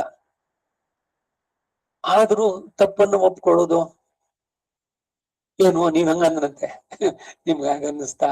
ದಯವಿಟ್ಟು ಕ್ಷಮಿಸಿ, ಮುಗಿದೋಯ್ತು. ಇವ್ರ ಮೇಲೆ ಬೇಸರನೂ ಬರೋಲ್ಲ, ಅವ್ರದ್ ಕಂಡ್ರೆ ಆಗೋದಿಲ್ಲ ಅನ್ನೋದು ಇರೋಲ್ಲ. ಓನಿಂಗ್ ಎ ಮಿಸ್ಟೇಕ್, ಇದಕ್ಕೆ ಇಟ್ ರಿಕ್ವೈರ್ಸ್ ಕರೇಜ್ ಅಂತ. ಧೈರ್ಯ ಬೇಕು ನಿಜವಾಗ್ಲೂ ತಪ್ಪನ್ನು ಒಪ್ಕೊಳ್ಳೋಕೆ. ಬಿದ್ರು ಮೀಸೆ ಮಣ್ಣಾಗ್ಲಿಲ್ಲ ಅನ್ನೋದು ಸಾಮಾನ್ಯ ಜನರ ಇದು. ಅವನು ಸೋತ್ ಬಿದ್ದಿದ್ದಾನೆ ಕೆಳಗಡೆ, ಅವನು ಹೇಳ್ತಾನೆ ನನ್ನ ಮೀಸೆ ನೆಲಕ್ಕೆ ತಗ್ಲಿಲ್ಲ, ಮಣ್ಣಾಗಿಲ್ಲ, ನಾನ್ ಸೋತಿಲ್ಲ ಅಂತ. ಮಮತಾ ಬ್ಯಾನರ್ಜಿ ಎಲ್ಲ ಹೋದ್ರು ಕೂಡ ನಾನು ಸೋತಿಲ್ಲ ನಾನು ಅಂತ ಹೇಳ್ಕೊಳ್ಳೋದು ಎಷ್ಟು ಚೆನ್ನಾಗಿದೆ. ರಿಸಲ್ಟ್ಸ್ ಬಂದಿದೆ. ಹಾಗೆ ಲೋಕದವರು ಏನ್ ಅನ್ಕೊಳ್ತಾರೆ ಅಂತ ಏನು ಅನ್ಸಲ್ಲ. ಆ ಸಮಯದಲ್ಲಿ ಹೇಗಾದ್ರು ನಾನು ವಿ ಮಸ್ಟ್ ಏನೋ ನಮ್ಮ ಮುಖ ನಾವು ಉಳಿಸ್ಕೊಳ್ಬೇಕು, ಸೇವಿಂಗ್ ಅವರ್ ಫೇಸ್ ಅಂತ. ಅದಕ್ಕಾಗಿ ಏನೋ ಜಸ್ಟಿಫಿಕೇಶನ್ ಏನೋ ಹೇಳಿ ಅದು ನಾನಲ್ಲ ಮಾಡಿದ್ದು, ಇವರೇ ಮಾಡಿದ್ರು ಕೂಡ ನಾನಲ್ಲ ಮಾಡಿದ್ದು ಅಂತ ವಾದಿಸೋದು. ಇದು ಬಹಳ ಶ್ರೇಷ್ಠವಾದ ಗುಣ. ದ್ವೇಷ ಅದ್ವೇಷ್ಟ, ಮದಾಪರ ಈಶ್ವರ ಪ್ರೇರಿತಾನಿ ಭೂತಾನಿ ದ್ವಿಷಂತಿ ಅಪಕುರ್ವಂತಿ ಚ ಇತಿ ಅನುಸಂಧಾನ. ನಾನು ಸ್ವಾಮಿಗೆ ಅಪರಾಧವನ್ನ ಹಿಂದೆ ಮಾಡಿರ್ತೇನೆ, ಅದಕ್ಕೆ ಅನುಗುಣವಾಗಿ ಈಶ್ವರನಿಂದ ಪ್ರೇರಿತರಾಗಿ ನನ್ನನ್ನ ಈ ಪ್ರಾಣಿಗಳು ದ್ವೇಷಿಸ್ತಾರೆ, ಅಲ್ಲದೆ ಅಪಕಾರವನ್ನು ಮಾಡ್ತಾರೆ ಎಂಬ ಅನುಸಂಧಾನವುಳ್ಳವನಾಗಿ ಅವರುಗಳನ್ನ ದ್ವೇಷಿಸದೇ ಇರುವವನಾಗಿ ಅನ್ನೋದು ತಾತ್ಪರ್ಯ. ಹಿಂದೆ ಇನ್ಯಾವುದೋ ಒಂದು ಉಪನ್ಯಾಸದ ಸಂದರ್ಭದಲ್ಲೇ ರಾಮಕೃಷ್ಣ ಪರಮಹಂಸರ ಜೀವನದ ಒಂದು ಘಟನೆಯನ್ನ ಹೇಳಿದ್ದೆ ನಾನು, ನೆನಪಿರ್ಬೇಕು ನಿಮಗೆ. ರಾಮಕೃಷ್ಣ ಪರಮಹಂಸರು ಗಂಗಾ ನದಿಗೆ ಸ್ನಾನ ಕೊಟ್ರು, ಶಿಷ್ಯ ಒಬ್ಬ ಜೊತೆನಲ್ಲಿ ಹೋದ. ಇಬ್ರು ನೀರಿನಲ್ಲಿ ನಿಂತಿದ್ದಾರೆ, ಸ್ನಾನ ಮಾಡ್ಬೇಕು. ಅಲ್ಲಿ ಒಂದು ಚೇಳು ನೀರಲ್ಲಿ ತೇಳ್ಕೊಂಡು ಬರ್ತಾ ಇದೆ. ಅದಕ್ಕೇನು ಎಲ್ಲೂ ಪ್ರೊಟೆಕ್ಷನ್ ಇಲ್ಲ, ಸತ್ತೋಗದ ಕಡೆಗೆ ನೀರೊಳಗಡೆನೆ ಇದ್ರೆ. ಅದಕ್ಕಾಗಿ ಇವರು ಬೊಗಸಿನಲ್ಲಿ ನೀರಿನಲ್ಲಿ ಬೊಗರೆ ಸಮೇತ ಆ ಚೇಳನ್ನ ಎತ್ತಿದ್ರು. ಕೈನಲ್ಲಿ ಎತ್ತಿದ್ರೆ ಕೈ ಸಂಧಿ ಬೆರಳು ಸಂಧಿಯಿಂದ ನೀರೆಲ್ಲ ಹೊಟ್ಟೋಯ್ತು, ಚೇಳು ಕೈನಲ್ಲಿ ಉಳೀತು. ಅದು ಇದ್ರ ಮೇಲೆ ಕೈನಲ್ಲಿ ಬಂದಿದ ತಕ್ಷಣ ಅದೇನ್ ಮಾಡ್ತು, ಅದರ ಕೊಂಡಿಯಿಂದ ಕುಟುಕ್ತು ಜೋರಾಗಿ. ಕೈಯೆಲ್ಲ ನಡುಗ್ತು ಇವ್ರಿಗೆ, ಅದು ಅಷ್ಟು ತೀವ್ರವಾಗಿತ್ತು ಚೇಳಿನ ವಿಷ, ಉರಿ ಇದು. ಇವರು ಕೈ ನಡುಗಿ ಮತ್ತೆ ನೀರಲ್ಲಿ ಬಿತ್ತದು. ಪುನಃ ಇವರು ಮತ್ತೆ ಬೊಗ್ಸೆ ನೀರು ನಮ್ತಾ ಇದೆ, ಕುಟುಕಿದೆ ಅದು ಒಂದ್ಸಲಿ, ಮತ್ತೆ ಎತ್ತಿದ್ರು ಅದನ್ನ ದಡಕ್ ಬಿಡೋಕೆ ಅಂತ. Same thing repeats. ಕೈನಲ್ಲಿರೋ ನೀರು ಹೋಯ್ತು, ಮತ್ತೆ ಎರಡನೇ ಸಲಿ ಕುಟುಕ್ತಾರೆ, ಮತ್ತೆ ಕೈ ನಡುಗ್ತು, ನೀರೊಳಗ್ ಬಿತ್ತು. ಮೂರನೇ ಸಲಿ ತೆಗೆದ್ರು, ಮತ್ತೆ ಇಟ್ಕೊಂಡು ಅದನ್ನ ಪಕ್ಕಕ್ಕೆ ಬಿಡ್ಬೇಕು ಅಂತ. ಆ ಶಿಷ್ಯ ಹೇಳ್ದ, ಆ ಚೇಳೆ ಒಂದ್ ಚೂರ ಏನಾದ್ರು ರಿಗಾಡ್ಸಿದ್ಯಾ? ನೀವು ಅದನ್ನ ಬದುಕಿಸ್ತಾ ಇದ್ದೀರಿ ಅಂತ ನಿಮ್ಮ ಬಗ್ಗೆ ಅದಕ್ಕೊಂದ್ ಸ್ವಲ್ಪ ಕೃತಜ್ಞತೆ ಇದೆಯಾ? ಸಾಯ್ಲಿ ಬಿಡಿ ಅದು ನೀರೊಳಗೇನೆ ಅಂದ. ಅದಕ್ಕೆ ರಾಮಕೃಷ್ಣರ ಉತ್ತರ ಬಹಳ ಚೆನ್ನಾಗಿತ್ತು. ಅಲ್ಲಯ್ಯ, ಚೇಳಿಗೆ ಸಹಜ ಗುಣ ಎಲ್ಲಿ ಇದಕ್ಕೆ ಇದಾಯ್ತು, ಭಯವಾಯ್ತು, ಇದಾಯ್ತು, ಎಲ್ಲೋ ನಾನು ಸಿಗಾಕೊಂಡಿದ್ದೀನಿ ಬಂಧನದಲ್ಲಿ ಇಂದಿದ ತಕ್ಷಣ ಅದು ಕುಟ್ಕೋಕೆ ಮಾಡುತ್ತೆ, ಅದರ ಸಹಜ ಗುಣ ಅದು. ಪ್ರಾಣ ಹೋಗುವ ಸ್ಥಿತಿನಲ್ಲೂ ಕೂಡ ಅದು ತನ್ನ ಗುಣವನ್ನ ಬಿಡ್ಲಿಲ್ಲ. ಹಾಗೆ ನಾನು ಕುಟುಕಿಸ್ಕೊಂಡ್ರು ಕೂಡ ರಕ್ಷಣೆ ಮಾಡ್ಬೇಕು ಅನ್ನೋದು ನನ್ನದು. ನಾನ್ ನನ್ ಗುಣ ಬಿಡೋಕಾಗತ್ತೆ ಅಂತ ಹೇಳಿ ಕಡೆಗೆ ಅದನ್ನ ತೆಗೆದು ಬಿಟ್ರು, 3-4 ಸಲ ಕುಟುಕಿಸ್ಕೊಂಡು ಕೂಡ ಅಂತ. ಈ ಘಟನೆಗಳು ನಮಗೆ ಯಾರನ್ನೋ ದ್ವೇಷಿಸಿದಾಗ, ಯಾರ ಬಗ್ಗೆನೋ ಮನಸ್ಸಿಗೆ ಬೇಸರ ಆದಾಗ ಇದನ್ನ ನೆನ್ಸ್ಕೊಳ್ಬೇಕು ನಾವು. ಯಾಕೆಂದ್ರೆ ಅವರನ್ನ ದ್ವೇಷಿಸೋದು ಬಿಟ್ರೆ ಭಗವಂತನಿಗೆ ನಮ್ಮ ಪ್ರೀತಿ ಆಗುತ್ತೆ. ಈ ರಹಸ್ಯ ತ್ರೇಸ ಕಾಲಕ್ಷೇಪದಲ್ಲಿ ಒಬ್ಬ ಪ್ರಪತ್ತಿಯನ್ನು ಮಾಡಿದ್ದಾನೆ. ಮಾಡಿದ ತಕ್ಷಣ ಅವನ ಕರ್ಮಗಳೆಲ್ಲ ಎಲ್ಲವೂ ಅನುಭವಿಸಿ ತಾನೆ ಹೋಗ್ಬೇಕು. ಅವನ ಸಂಚಿತ ಆಗಾಮಿ ಕರ್ಮಗಳು ಅದೇನ್ ಮಾಡ್ತಾನೆ ಅಂತಂದ್ರೆ, ಅವನಿಗೆ ಹಿತೈಷಿಗಳು ಯಾರೋ ಅವರಿಗೆ ಅವನ ಪುಣ್ಯವನ್ನ ಕ್ರೆಡಿಟ್ ಮಾಡ್ತಾನಂತೆ. ಅವರು ಮಾಡಿದ ತಪ್ಪು ಕೆಲಸದ್ದು ಶಿಕ್ಷೆನ ಯಾರು ಅವನನ್ನು ದ್ವೇಷಿಸ್ತಾರೋ ಅವ್ರಿಗೆ ಕೊಡ್ತಾರೆ ಅಂತ. ಈಗ ಅಷ್ಟ್ ಮಾತ್ರ ಇಟ್ಕೊಳ್ಳೋಣ. ಎಲ್ಲಿಂದನೂ ನಮಗೆ ಯಾವುದೋ ದುರಾದೃಷ್ಟ, ಏನೋ ಶಿಕ್ಷೆನೋ ಯಾವುದೋ ನಾವು ಮಾಡದೇ ಇರೋ ತಪ್ಪಿಗೆ ನಾವು ಫಲವನ್ನ ಅನುಭವಿಸುವಂತ ಸ್ಥಿತಿ. ಏಕಃ ಪಾಪಂ ಕುರುವಂತಿ ಫಲಂ ಭುಂಕ್ತೆ ಮಹಾಜನಾಹ ಅಂತ ಒಂದ್ ಮಾತು. ಒಬ್ಬ ತಪ್ಪು ಮಾಡ್ತಾನೆ, ಆ ತಪ್ಪಿನ ಶಿಕ್ಷೆ ಅನುಭವಿಸೋರು ಅನೇಕರು ಅಂತ.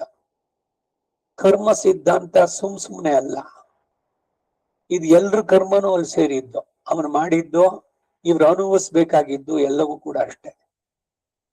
ಹಾಗೇನೆ ಸುಖ ಏನೋ ಸಡನ್ ಆಗಿ ಏನು ಎಲ್ಲವೂ ಪೂರಕವಾಗಿದೆ, ಕ್ಷೇಮಕರವಾಗಿದೆ, ಗೊತ್ತಿಲ್ಲದಲ್ಲೇನೆ ಬೇಕಾದಷ್ಟು ಸಂಪತ್ತು ಬಂದ್ ಸೇರತ್ತೆ. ಅದೆಲ್ಲಿಂದ ಬಂತು? ಏನು ಅವನು ಚಾನ್ಸು, ಲಕ್ಕು. ಏನ್ ಲಾಟ್ರಿ ಟಿಕೆಟ್ ಇಂದಾನೆ ಆಗ್ಬೇಕು ಅಂತಿಲ್ಲ. ಭಗವಂತ ಮನಸ್ಸು ಮಾಡಿದ್ರೆ ಯಾರ ಬೇಕಾದ್ರೂ ಮಾಡಬಹುದು. ಎಲ್ಲ ದಾಸರ ಕೀರ್ತನೆಗಳಲ್ಲೂ ಹೇಳ್ತಾರೆ. ಇಂದಿಗೆ ಅವನು ರಾಜಾದಿರಾಜ. ಈಗ ನಿನ್ನೆ ಇದರಲ್ಲಿ ಏಡಿನಲ್ಲಿ ನೋಡಿದ ವರುಣಾಯಕಮಾಯಿ ಓಡವುಲ ಹುಡ ನಾಂಡವ ಮುಂದಕ್ಕೆ ಪಿಚ್ಚೆಗೊಳ್ಬಾರ್. ಹಾಗೆ ಭಿಕ್ಷೆ ಬೀಳ್ತಾ ಇದ್ದವನು ರಾಜನಾಗ್ಬಿಡ್ತಾನೆ. ಇವನು ಮನಸ್ಸು ಮಾಡಿದ್ರೆ ಭಗವಂತ ಏನ್ ಬೇಕಾದ್ರೂ ಮಾಡ್ಬೋದಲ್ಲ. ಇವೆಲ್ಲ ಕೊಡುವನು ಭಗವಂತ.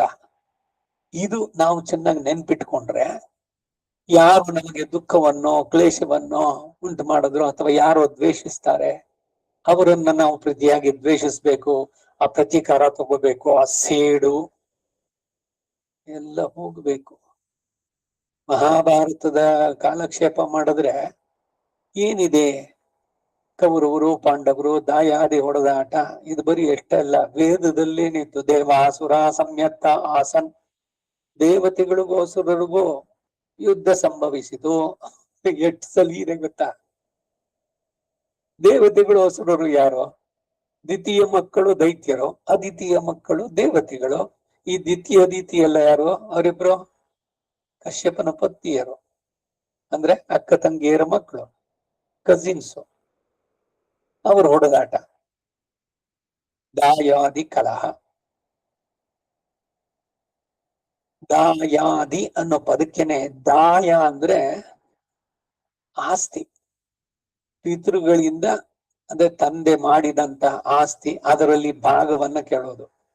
ಹುಟ್ಟುತ್ತಾ ಅಣ್ಣ ತಮ್ಮಂದ್ರು ಅಥವಾ ಅಕ್ಕ ತಂಗಿಯರು, ಬೆಳೀತಾ ದಾಯಾದಿಗಳು ಅಂದ್ರೆ ನನಗೆ ಸರಿಯಾದ ಭಾಗ ಸಿಗಲಿಲ್ಲ.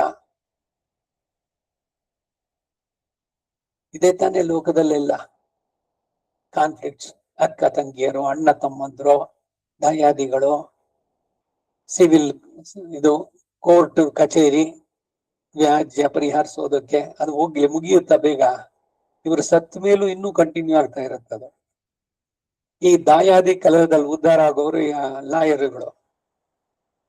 ಮೂಲತಃ ನನಗೆ ಎಷ್ಟಿದೆಯೋ ನಾನ್ ಸಂಪಾದನೆ ಮಾಡಿದ್ದು ಅಷ್ಟನ್ನ ಭಗವಂತ ನನಗೆ ಹುಟ್ಟಿಸ್ಕೊಟ್ರೆ ಸಾಕು ಅನ್ನೋದನ್ನ ಬಿಟ್ಟು, ತಂದೆ ಮಾಡಿದ್ರಲ್ಲೂ ತನಗ್ ಭಾಗ ಬೇಕು. ಈ ಯಾಕೆ ಹುಚ್ಚತನ ಇದು? ಇವನ್ ಚೆನ್ನಾಗಿ ಇಟ್ಟಿದಾನಲ್ಲ ಭಗವಂತ, ಅದನ್ನ ಯಾಕೆ ಬೀಸ್ಬೇಕು?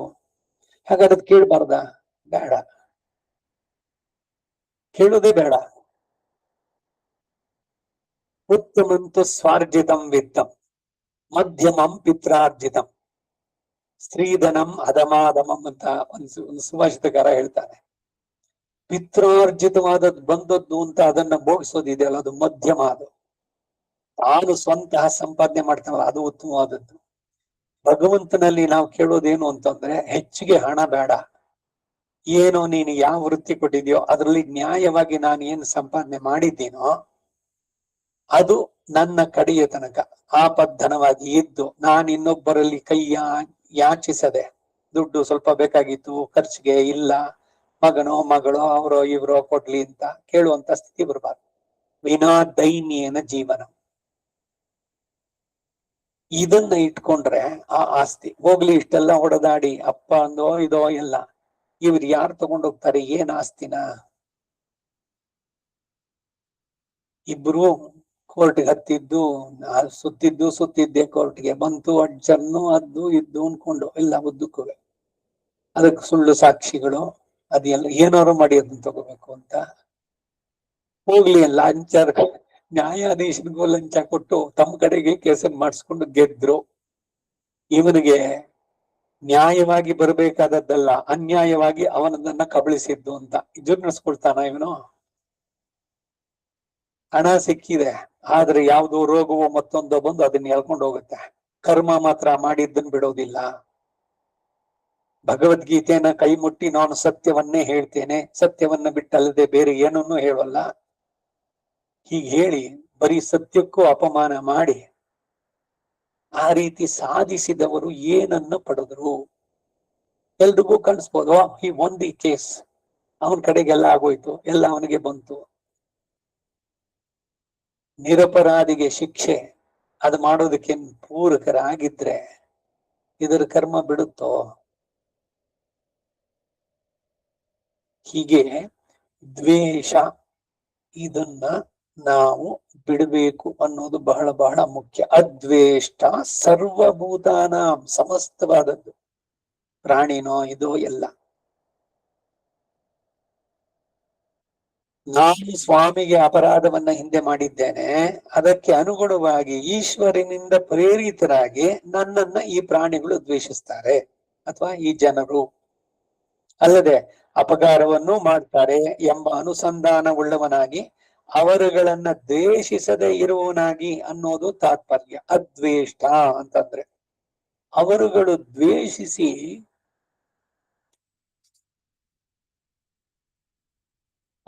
ದ್ವೇಷಿಸಿದ್ರೆ ಬದ್ಧವೈರಾಣಿ ಭೂತಾನಿ ದೇಶಂ ಕುರ್ವಂತಿ ಚೇತ್ತತಃ ಶೋಚ್ಯಾನ್ಯ ಹೋತಿ ಮೋಹೇನ ವ್ಯಾಪ್ತಾನೀತಿ ಮನೀಷಿಣೋ.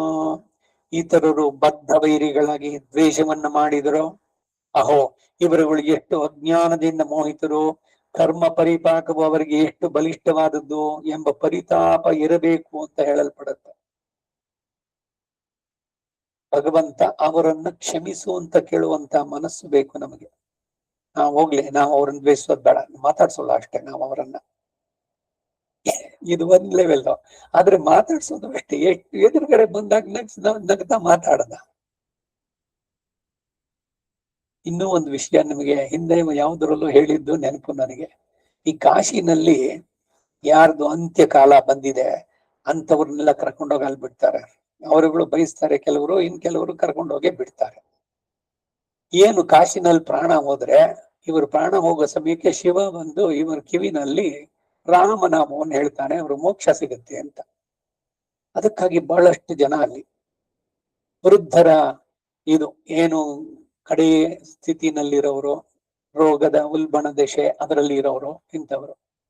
ಅಲ್ಲಿ ಒಬ್ಬ ಆ ಮ್ಯಾನೇಜರ್, ಅವನು ಬೇಕಾದ ಜನ ಇದ್ದಾರೆ ಇದರಲ್ಲೆಲ್ಲ, ಒಬ್ಬರಿಗೆ ದಿವಸಕ್ಕೆ ಅವರ ಆರೋಗ್ಯ ಕೆಡ್ತಾ ಇದೆ, ಇನ್ನೇನು ಇವ್ರು ಹೆಚ್ಚು ದಿವಸ ಬದುಕಲ್ಲ ಅಂತ ಇದ್ದಾಗ ಅವ್ರೇನ್ ಮಾಡಿದ್ರು, ಈ ಮ್ಯಾನೇಜರ್ನ ಕರೆದ್ಬಿಟ್ಟು ನನ್ನ ತಮ್ಮ ಅಲ್ಲಿದ್ದಾನೆ, ಅವನು ಒಂಚೂರು ಕರೀತೀಯ ಒಂದ್ ದಿವ್ಸ ಅಂತ. ಅವಾಗ ಕಣ್ಣಲ್ಲಿ ನೀಟ್ ಬಿಟ್ಟು ಅವ್ರು ಹೇಳ್ತಾ ಇದ್ರು, 40 ವರ್ಷ ಆಯ್ತು ನನ್ನ ತಮ್ಮನ ಹತ್ರ ಮಾತಾಡಿ, ನಾನು ಹೋಗೋಕ್ ಮೊದ್ಲು ಅವನನ್ನ ಒಂದ್ಸಲಿ ನೋಡ್ಬೇಕು ನಾನು ಅಂತ. ಆ ಮ್ಯಾನೇಜರ್ ಅವ್ರ ಮಾತು ಅಡ್ರೆಸ್ ಇದೆಲ್ಲ ಕೇಳಿ ತಿಳಿಸ್ಕೊಂಡು ಹೋಗಿ ಅಲ್ಲಿ ಅವನನ್ನ ಭೇಟಿಯಾಗಿ, ಅಪ್ಪ ನಿನ್ನ ಅಣ್ಣನಂತೆ ಅವರು 40 ವರ್ಷದಿಂದ ನಿನ್ನ ಹತ್ರ ಮಾತಾಡಿಲ್ವಂತೆ, ಅವನಿಗೆ ಪ್ರಾಣ ಹೋಗೋ ದಶೆ, ಇನ್ನು ಅವನ್ 2 ದಿವ್ಸನೋ 3 ದಿವ್ಸನೋ ಇರುವಷ್ಟೇನೆ ಅವನು ಹೋಗ್ಬಿಡ್ತಾನೆ, ನಿನ್ನನ್ನು ಒಮ್ಮೆ ನೋಡ್ಬೇಕು ಅಂತ ಇದ್ದಾನೆ, ನೀನ್ ಅಲ್ಲಿಗೆ ಬಾ ಅಂತ ಅಂದ್ಬಿಟ್ಟು.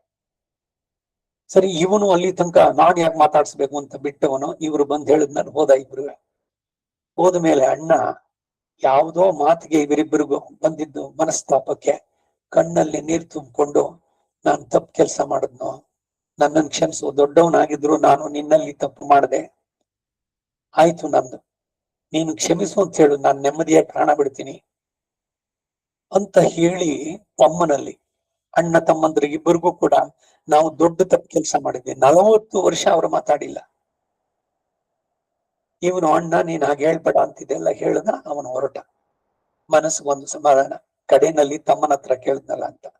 ದ್ವೇಷ ಏನನ್ನ ಸಾಧಿಸೋದು? ಕಡೆನಲ್ಲಾದ್ರೂ ಅವನ ವಿವೇಕ ಬಂತು, ನೆಮ್ಮದಿಯಾಗಿ ಶರೀರ ಬಿಟ್ಟದ್ದು. ಹೀಗೆ ಒಂದು ಜನ್ಮದಿಂದ ಇನ್ನೊಂದು ಜನ್ಮದ ತನಕನೂ ಬರುವಂತದ್ದು. ಸಡನ್ ಯಾರನ್ನೋ ಕಂಡ್ರೆ ನೋಡಕ್ಕೆ ಅವ್ರನ್ನ ಕಂಡ್ರೆ ಏನೋ ಇಷ್ಟವಾಗಲ್ಲ. ಯಾಕೆ? ಇದು ಯಾವ್ದೋ ಜನ್ಮದ್ದು ಏನೋ ಎಕ್ಸ್ಪೀರಿಯನ್ಸ್ ಅವ್ರ ಜೊತೆ. ಅದರಿಂದ ಈ ವೈರ ದ್ವೇಷ ಅನ್ನೋದನ್ನ ಬದ್ಧ ವೈರಿಗಳಾಗಿ ನಾವು ಎಷ್ಟು ಅಜ್ಞಾನದಿಂದ ಮೋಹಿತರಾಗ್ತೇವೆ ಅನ್ನೋದನ್ನ ಹೇಳ್ತಾರೆ.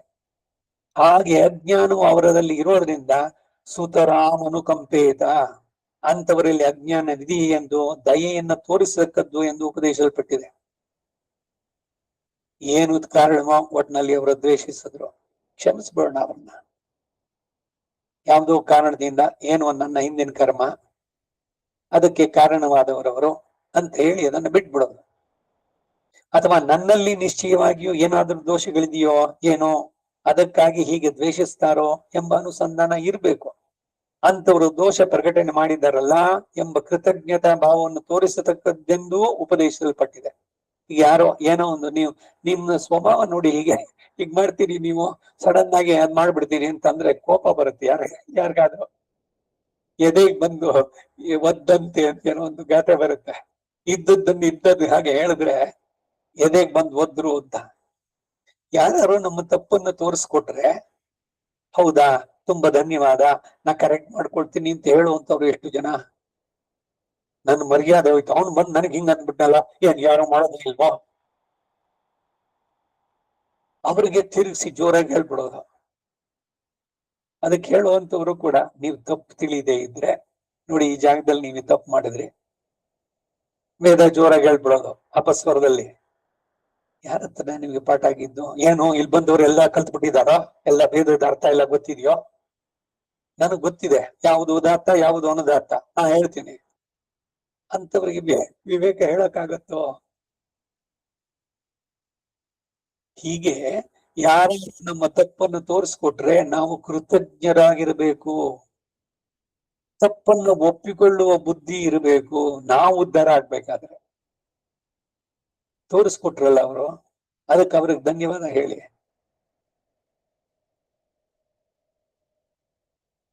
ದೋಷ ಪ್ರಕಟಣೆ ಮಾಡಿದ್ರಲ್ಲ ಅಂತ ಆ ಹೇಳುವಂತವ್ರು ಕೂಡ ಇವರು ತೇಜೋವಧೆ ಮಾಡ್ಬೇಕು ಅಂತಾನೆ ಎಲ್ಲರ ಮುಂದೆ ಉದ್ದೇಶದಿಂದ ಹೇಳಿದ್ರೆ ಅದು ತಪ್ಪು.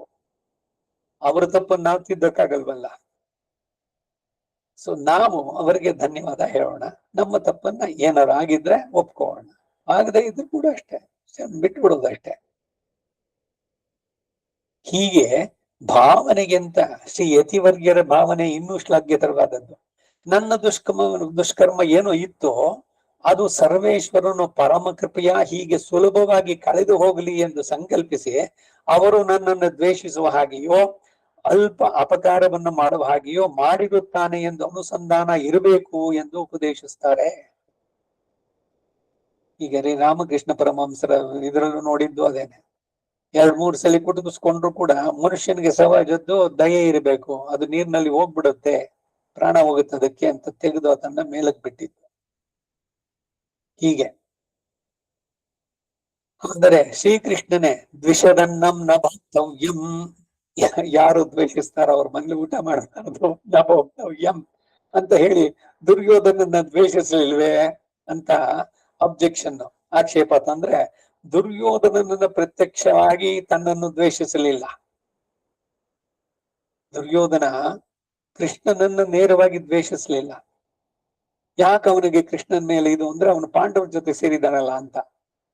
ಪಾಂಡವಾನ್ ದ್ವಿಷಸೆ ರಾಜನ್ನೇ ಮಮ ಪ್ರಾಣಾಹಿ ಪಾಂಡವಾಹ. ಈಗ ಎಲ್ರನ್ನು ನೋಡ್ಬೇಕು ನೀವು. ನಮಯ ದ್ವೇಷೋಸಿ ನ ಪ್ರಿಯ, ಭಗವಂತನ ಸ್ವರೂಪ ಹೇಳ್ಬೇಕಾದ್ರೆ ಏನು, ಅವನಿಗೆ ಯಾರು ದ್ವೇಷಿಗಳು ಇಲ್ಲ, ಯಾರು ಪ್ರಿಯರು ಇಲ್ಲ, ಯಾರಿಂದ ಅವನಿಗೇನು ಆಗ್ಬೇಕಾಗಿಲ್ಲ.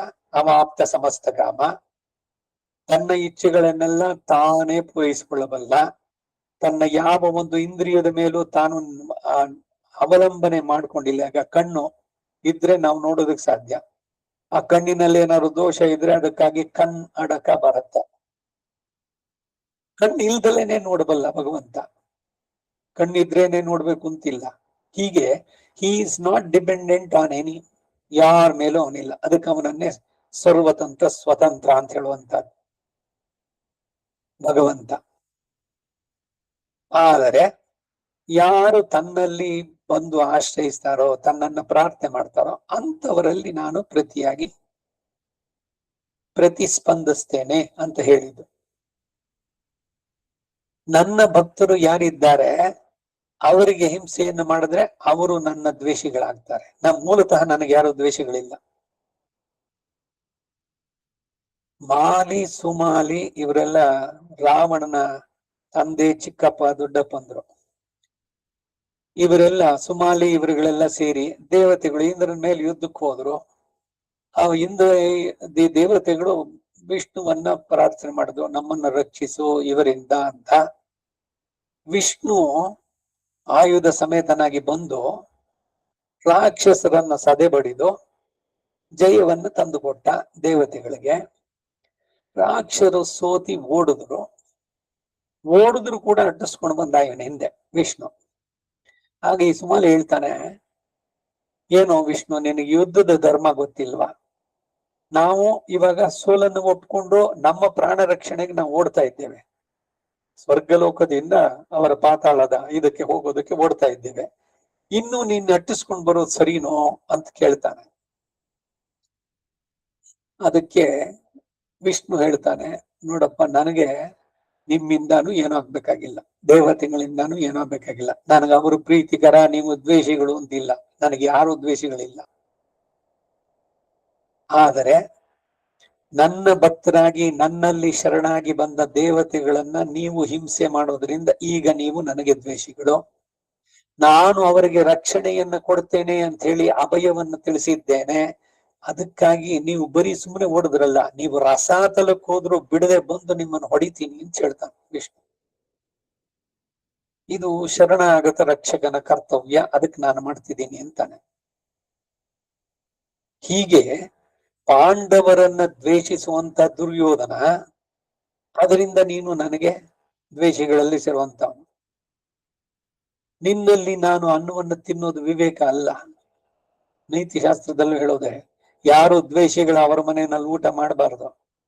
ದ್ವಿಷದ್ ಅನ್ನಂ ನ ಭೋಕ್ತವ್ಯಂ. ಯಾಕೆಂದ್ರೆ ಅವನಿಗೆ ಸೇಡು ಸಾಧಿಸ್ಕೊಳಕ್ಕೆ ಇವಾಗ ಕರೆದಿದ್ದೀನಿ, ಅದ್ರಲ್ಲಿ ವಿಷ ಕೊಟ್ಬಿಟ್ರೆ ತಿನ್ಬೋದು, ಮುಗಿಸ್ಬಿಡ್ಬೋದು ಅಂತ ಆಗ್ಬೋದಲ್ಲ. ದ್ವಿಷದನ್ನಂ ನ ಭೋಕ್ತವ್ಯಂ ಅಂತ. ತನ್ನನ್ನ ದ್ವೇಷಿಸುವವರನ್ನ ತಾನು ದ್ವೇಷಿಸೋದಿಲ್ಲ, ತನ್ನ ಪ್ರಿಯ ಭಕ್ತನನ್ನ ದ್ವೇಷಿಸುವವರನ್ನ ಮನ್ನಿಸಿ ಬಿಡುವ ಶಕ್ತಿ ತನಗಿಲ್ಲ ಎಂದು ಭಕ್ತರಿಗೆ ಉಂಟು ಎಂದು ಉಪದೇಶಿಸ್ತಾನೆ. ಈಗ ದುರ್ವಾಸನ ಆತಿಥ್ಯ, ಸುದರ್ಶನ ಚಕ್ರ, ಹೌದು ದುರ್ವಾಸ ಹೇಳ್ತಾನೆ, ನಿಂದನೆ ಚಕ್ರ ನೀನು ವಾಪಸ್ ತಗೋ ಅಂತ. ನಂದೇನೆ ಚಕ್ರ ಅದು ಖಂಡಿತ. ಆದ್ರೆ ಈಗ ನಾನು ಹೇಳಿದ್ ಮಾತು ಕೇಳೋಲ್ಲ ಅವನು ಸುದರ್ಶನ. ಯಾಕೆಂದ್ರೆ ನೀವು ಮಾಡಿರೋ ಅಪಚಾರ ನನ್ನ ಹತ್ರ ಅಲ್ಲ, ನನ್ನ ಭಕ್ತನಲ್ಲಿ. ನಿಮ್ಗೊಂದ್ ಸಲಹೆ ಹೇಳ್ತೀನಿ, ಹೋಗ ಅವನ ಹತ್ರನೇ ಕ್ಷಮಾಪಣೆ ಕೇಳಿ ಅಂತ. ಕಡೆಗೆ ಅವ್ರು ಬಂದು ಇಲ್ಲಿ ಕೇಳಿದಾಗ ಅಂಬರೀಷ ಪ್ರಾರ್ಥನೆ ಮಾಡಿದ್ಮೇಲೆ ಸುದರ್ಶನ ಹಿಂದಿರುಗುವುದು. ಹಾಗೆ ರಾವಣನು ತನ್ನನ್ನು ದ್ವೇಷಿಸಿದವನು ಯದಿವಾ ಸ್ವಯಂ ಅಂತ ಹೇಳಿ ಬಿಟ್ಬಿಡುವುದಲ್ಲ. ನನ್ನಲ್ಲಿ ಶರಣಾದವನು ವಿಭೀಷಣ ಯಾಕೆ, ಸಾಕ್ಷಾತ್ ರಾವಣನೇ ಬಂದು ಒಂದ್ಸಲಿ ನಾನು ನಿನ್ನವನು, ನನ್ನನ್ನು ರಕ್ಷಿಸು ಅಂತ ಕೇಳ್ಬಿಟ್ರೆ, ಅವನು ಮಾಡಿದ ಪರಧಾರ ಪರಿಗ್ರಹ, ತನ್ನ ಪತ್ನಿಯನ್ನೇ ಅಪಹರಿಸಿದವನು, ಅವನ ತಲೆ ತೆಗಿಬೇಕು, ಅದೇನೆ ಸರಿಯಾದಂತಹದ್ದು ಶಿಕ್ಷೆ. ಆದ್ರೆ ಅವನನ್ನು ಕ್ಷಮಿಸ್ತೀನಿ ಅನ್ನೋದು ಔದಾರ್ಯ ಭಗವಂತಂದು. ಶರಣಾಗತ ರಕ್ಷಕೈಕ ವ್ರತಿ ದೀಕ್ಷಿತ ಅನ್ನೋದು ಅದಕ್ಕಾಗಿ. ಅಲ್ಲದೆ ಸರ್ವೇಶ್ವರನು ನ್ಯಾಯಾಧಿಪತಿ, ಕರ್ಮಾಧ್ಯಕ್ಷ, ಮ್ಯಾಜಿಸ್ಟ್ರೇಟ್ ಪದವಿನಲ್ಲಿರೋನು. ಅಪರಾಧಕ್ಕೆ ಅನುಗುಣವಾಗಿ ಶಿಕ್ಷಿಸುವ ಕೆಲಸ ಅವಂದು. ನಾವು ಅಂತವನ ಪದವಿನಲ್ಲಿ ಇಲ್ಲ. ಆತನು ಹೇಗೂ ಶಿಕ್ಷಿಸ್ತಾನೋ ಆತನ ಪದವಿಯನ್ನ ನಾವು ಆರೋಪಿಸಿಕೊಳ್ಳುವುದು ತುಂಬಾ ಹಾಸ್ಯಾಸ್ಪದ ಎಂಬ ಭಾವವು ಬರುತ್ತೆ. ಈಗ ಯಾರೋ ಏನೋ ಮಾಡಿದ್ರು, ಅವ್ರಿಗೇನೋ ನೋವಾಯ್ತು, ಇದಾಯ್ತು, ಅವ್ರಿಗೇನು ನಾನು ಭಗವಂತನ ಕೇಳ್ಬಿಟ್ಟು ಅವ್ರಿಗೆ ಶಾಪ ಹಾಕೊಂಡ್ ಮಾಡ್ತೀನಿ. ಏನು ಭಗವಂತನ್ಗೆ ಇನ್ನೇನ್ ಕೆಲ್ಸ ಇಲ್ವಾ? ಇವ್ರಿಗೆ ದುಃಖ ಆಯ್ತು, ಇವರು ಯಾರು ಆ ದುಃಖವನ್ನು ಉಂಟು ಮಾಡಿದ್ರು ಅಂತವರೇ ಭಗವಂತ ತಕ್ಕ ಶಾಸ್ತಿಯನ್ನು ಮಾಡಬೇಕು. ಸರಿ, ಅವ್ರಿಗೇನೋ ಏನೋ ಒಂದು ಉಂಟಾಯ್ತು ಅಂತಂದ್ರೆ, ನೋಡಿ ನಾ ಹೇಳಲ್ವಾ, ನನಗೆ ಅವ್ರು ಮಾಡಿದ್ರು ನೋಡಿ, ಭಗವಂತ ಚೆನ್ನಾಗಿ ವಾಪಸ್ ಕೊಟ್ಟ ಅವರಿಗೆ. ನನ್ನ ಪ್ರಾರ್ಥನೆ ಇದು ಪ್ರಾರ್ಥನೆ ಭಗವಂತನಿಗೆ. ಅವನು ಕೆಟ್ಟದಾಗಲಿ ಅಂತ ಪ್ರಾರ್ಥಿಸ್ಬೇಕಾ? ಅದಕ್ಕಾಗಿ ಇದೆಲ್ಲ ಬಹಳ ಬಾಲಿಶವಾಗಿ ಕಾಣಿಸುತ್ತೆ. ಈ ದ್ವೇಷ, ಈ ಪ್ರತೀಕಾರ, ಅವರನ್ನ ಶಪಿಸುತ್ತೇನೆ ಅನ್ನೋದೆಲ್ಲ.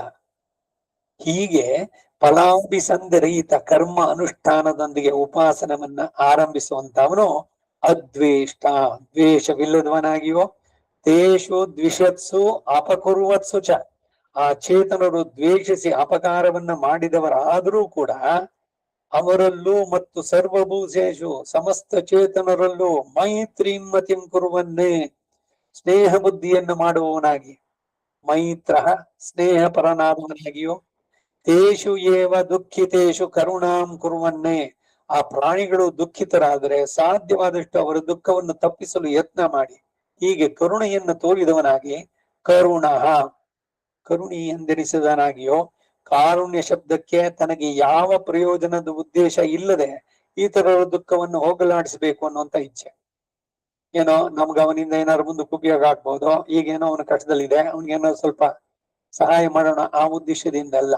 ಕರುಣೆ ಅಂದ್ರೆ ಏನಿಲ್ಲ, ಏನು ರಿಟರ್ನ್ಸ್ ಎಕ್ಸ್ಪೆಕ್ಟ್ ಮಾಡಲ್ಲ, ಮುಂದೆ ಏನಾದ್ರು ಅವರಿಂದ ಆಗತ್ತೆ ಅಂತಿಲ್ಲ, ಸಹಜವಾಗಿ ಅವನಲ್ಲಿ ನಾಡುವಂತಹದ್ದು ಆ ಒಂದು ಇಚ್ಛೆ.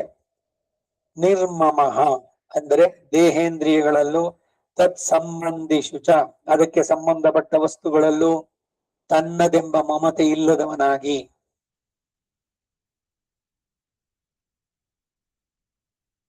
ಹಿಂದೆ ಯಾವುದೋ ಇದರಲ್ಲಿ ಅಡ್ರೆಸ್ ಮಾಡ್ಬೇಕಾರೆ ದೇಹಾನುಬಂಧಿಗಳೇ, ಆತ್ಮಾನುಬಂಧಿಗಳೇ. ಈಗ ಆತ್ಮಾನುಬಂಧಿ ದೇಹಾನುಬಂಧಿ ಅಂದ್ರೆ ಏನು?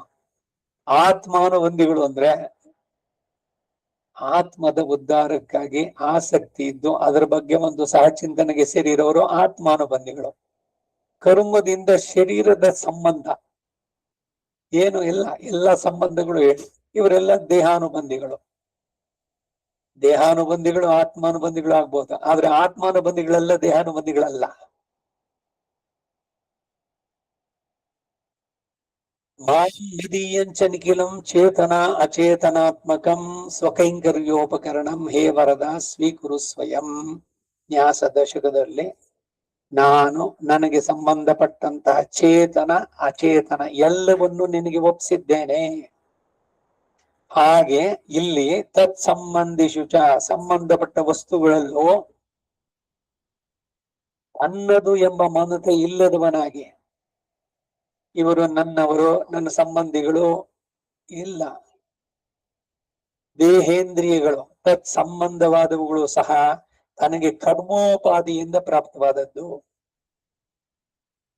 ಹರಿಮಿತ್ರ ಸತಿ ಪುತ್ರ ಎಲ್ಲ ಕರ್ಮದ ಅವತಾರಗಳು ಕುರಿಯನಾಗಿಸಿ ನಿನ್ನ ಕಾಪಿಡುವ ಸಂಸಾರ ಉರಿ ಮಾರಿಯಾದೀತೋ ಮಂಕುತಿಮ್ಮ.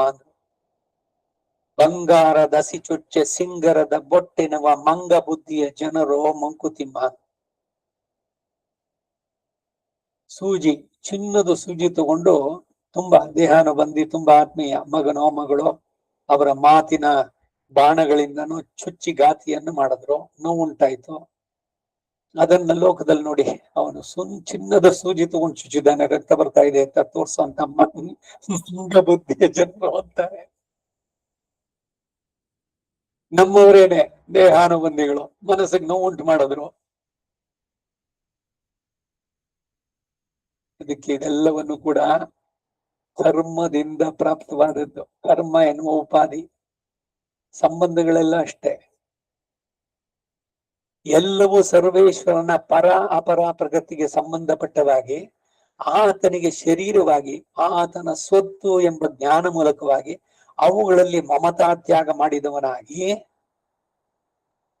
ಸುತ್ತಮುತ್ತಲು ಇರೋ ಬಂಧುಗಳು ಇವರೆಲ್ಲ ಏನು ಅಂದ್ರೆ ಭಗವಂತನದೇ ವಿಭೂತಿಗಳು ಅಂತ ನೋಡ್ಬೇಕಾದ್ದು. ಚರಾಚರಾಣಿ ಸರ್ವಾಣಿ ಸರ್ವಂ ಭಗವದ್ ವಪು. ಸೊ ಯಾರನ್ನ ದ್ವೇಷಿಸ್ತೀರಿ? ಎಲ್ಲ ಪ್ರಾಣಿಗಳಲ್ಲಿ ಎಲ್ಲರಲ್ಲೂ ಕೂಡ ನಮಗೆ ಇಷ್ಟವಿಲ್ಲದ ಕಷ್ಟವನ್ನು ಕೊಟ್ಟವರು, ನೋವನ್ನು ಉಂಟು ಮಾಡಿದವರು ಎಲ್ಲರೂ ಭಗವದ್ ವಿಭೂತಿಗಳು. ಅವರು ನಮಗೆ ಆ ದುಃಖವನ್ನು ಉಂಟು ಮಾಡಿದ್ದ ಕಾರಣ ನನ್ನ ಪ್ರಾರಬ್ಧದ ಕರ್ಮ. ಹೀಗೆ ಭಾವಿಸಿ ಎಲ್ಲರೂ ಭಗವಂತನಿಗೆ ಸೇರಿದ್ರು. ಅವನ ಸ್ವತ್ತು ಎಂಬ ಜ್ಞಾನ ಮೂಲಕವಾಗಿ ಮಮತೆಯನ್ನ ತ್ಯಾಗ ಮಾಡಿದವನಾಗಿ ನಿರಹಂಕಾರ, ಅಂದರೆ ದೇಹಾತ್ಮಾಭಿಮಾನ ರಹಿತ, ದೇಹವೇ ಆತ್ಮ ಎಂಬ ಅಭಿಮಾನ ಇಲ್ಲದವನಾಗಿ, ಸ್ವತಂತ್ರಾತ್ಮ ಭ್ರಾಂತಿ ಇಲ್ಲದವನಾಗಿ, ಸರ್ವೇಶ್ವರ ಸಂಕಲ್ಪಾಯುಕ್ತವಾಗಿ ಎಲ್ಲವೂ ನಡೆಯುತ್ತೆ, ಎಲ್ಲ ಅವನ ಸಂಕಲ್ಪದಂತೆ ನಡೆಯುವುದು. ತೇನ ವಿನಾ ತೃಣಾಗ್ರಮಪಿ ನಚರತಿ, ಅವನ ಸಂಕಲ್ಪ ಇಲ್ಲದೆ ಒಂದು ಹುಲ್ಲು ಕಡ್ಡಿಯ ತುದಿ ಕೂಡ ಅಲುಗಾಡಕ್ ಸಾಧ್ಯವಾಗಲ್ಲ ಅಂತಂದಾಗ ಯಾರೋ ನಮ್ಮನ್ನ ದ್ವೇಷಿಸಿ ನಮಗೆ ಮಾನಹಾನಿಯೋ ತೇಜೋಹಾನಿಯೋ ಧನಹಾನಿಯೋ ಉಂಟು ಮಾಡಿದ್ರಂದ್ರೆ ಅವನು ಕಾರಣನಾಗ್ತಾನೋ? ಎಲ್ಲ ಸ್ವಲ್ಪ ವಿಚಾರ ಮಾಡಿ ನೋಡಿ. ಇದೆಲ್ಲ ಕೇಳಿದ್ರೆ ಏನು ಅಂದ್ರೆ, ನಾವು ಯಾರನ್ನು ದ್ವೇಷಿಸದಂತಹ ಸ್ಥಿತಿಗೆ ನಾವು ಏರ್ಬೇಕು.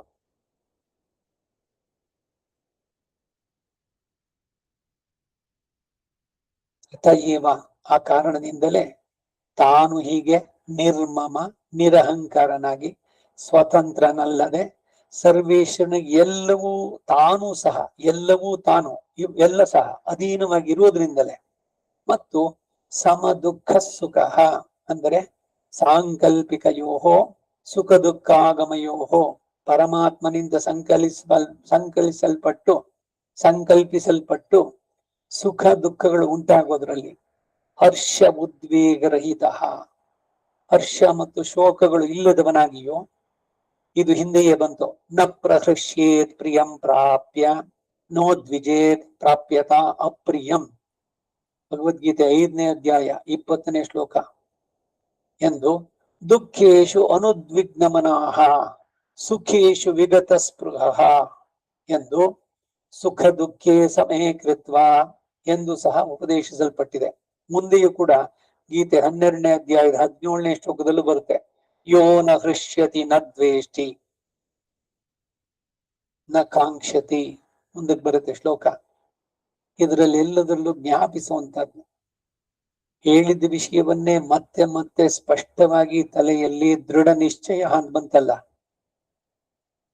ಅದು ಬಹಳ ದೃಢವಾಗಿ ನಮಗೆ ಇದಕ್ಕೆಲ್ಲ ಏನು ಕಾರಣ, ನಮ್ಮ ಕರ್ಮವೇ ಅನ್ನೋದನ್ನ ತಗೊಂಡಾಗ ಅವರ ಮೇಲೆ ಆ ದ್ವೇಷ, ಆ ಕೋಪ, ಆ ಪ್ರತೀಕಾರ ಎಲ್ಲವೂ ಕಡಿಮೆ ಆಗತ್ತೆ. ಪೂರ್ಣ ಹೋಗುತ್ತೋ ಇಲ್ವೋ, ಕಡಿಮೆ ಅಂತೂ ಆಗತ್ತೆ. ಇವುಗಳೆಲ್ಲ ಜ್ಞಾಪಿಸ್ಕೊಂಡ್ರೆ ಸುಖ ದುಃಖಗಳಲ್ಲಿ ಸಮಭಾವ ಹೇಗೆ ಉಂಟಾಗ್ಬೋದು ಅನ್ನೋದನ್ನ ವಿಷ್ಣು ಪುರಾಣದಲ್ಲಿ ಪರಾಶರ ಹೇಳ್ತಾರೆ. ವಸ್ತ್ವೇಕಮೇವ ದುಃಖಾಯ ಸುಖಾಯ ಶೋದ್ಭವಾಯ ಚ, ಸುಖಾಯ ಈರ್ಷ್ಯೋದ್ಭವಾಯ ಚ ಕೋಪಾಯ ಚ ಯತಸ್ತಸ್ಮಾತ್ ವಸ್ತು ಆತ್ಮಕಂ ಕುತಃ ತದೇವ ಪ್ರೀತಯೇ ಭೂತ್ವಾ ಪುನರ್ದುಃಖಾಯ ಜಾಯತೆ ತದೇವ ಕೋಪಾಯ ಯತಃ ಪ್ರಸಾದಾಯ ಚ ಜಾಯತೆ ತಸ್ಮಾತ್ ದುಃಖಾತ್ಮಕಂ ನಾಸ್ತಿ ನ ಚ ಕಿಂಚಿತ್ ಸುಖಾತ್ಮಕಂ ಮನಸಃ ಪರಿಣಾಮೋಯಂ ಸುಖ ದುಃಖಾದಿ ಲಕ್ಷಣಂ. ಸುಖ ದುಃಖ ಅನ್ನೋದರ ಲಕ್ಷಣವನ್ನ ವಿಷ್ಣು ಪುರಾಣದಲ್ಲಿ ಪರಾಶರರು ಬಹಳ ಸುಂದರವಾಗಿ ಹೇಳಿದ್ರು. ಏನಿದು ಸುಖ ದುಃಖ ಅನ್ನೋದು? ವಿಚಾರ ಮಾಡಿ. ಯಾವಾಗ ನಿಮ್ಗನ್ಸುತ್ತೆ ಸುಖ, ಯಾವಾಗ ದುಃಖ? ಅಂದ್ರೆ ಅದೊಂದು ಭಾವನೆ ಅಷ್ಟೇ, ಮನಸ್ಸಿನ ಒಂದು ಭಾವನೆ. ಸುಖವಾಗಿದ್ದಿದ್ದು, ದುಃಖವಾಗಿದ್ದದ್ದು ಅನ್ನೋಂಥದ್ದು. ಅಯ್ಯೋ ನನಗ್ ಮಂಡಿ ನೋವು, ಅಯ್ಯೋ ನನಗ್ ಸೊಂಟ ನೋವು, ಅಯ್ಯೋ ನನಗೆ ನಿದ್ದೆನೆ ಬರೋಲ್ಲ, ಅಯ್ಯೋ ನನಗ್ ಜೀರ್ಣವಾಗಲ್ಲ, ಅಯ್ಯೋ ನನಗೆಲ್ಲ ಮರ್ತೋಗುತ್ತೆ. ಆಗ್ತಾ ಇಲ್ವೋ ಇದೆಲ್ಲ? ಅದೆಲ್ಲ ಅನುಭವಗಳು ಯಾವುದರಿಂದ ನಿಮ್ಗೆ ಗೊತ್ತಾಗ್ತಾ ಇದೆ? ನಿಮ್ಮ ಮನಸ್ಸಿನಿಂದ. ಆ ಮನಸ್ಸನ್ನೇ ದೇವರ ಕೃಪೆಯಿಂದ ನಾನು ಆರೋಗ್ಯವಾಗಿದ್ದೇನೆ, ನಾನು ಶಕ್ತಿವಂತನಾಗಿದ್ದೇನೆ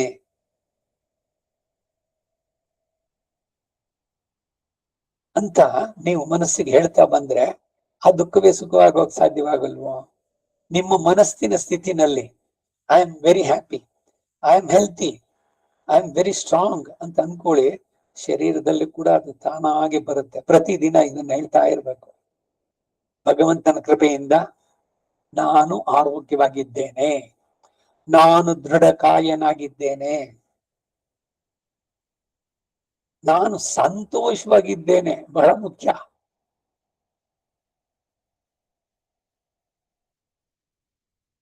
ದುಃಖ ಇಲ್ವಾ? ಮತ್ತೆ ಎರಡನ್ನೂ ಹೇಳುವಂತದ್ದು. ಸುಖ ದುಃಖ ಅನ್ನೋದು ಮನಸ್ಸಿನ ಭಾವಗಳು.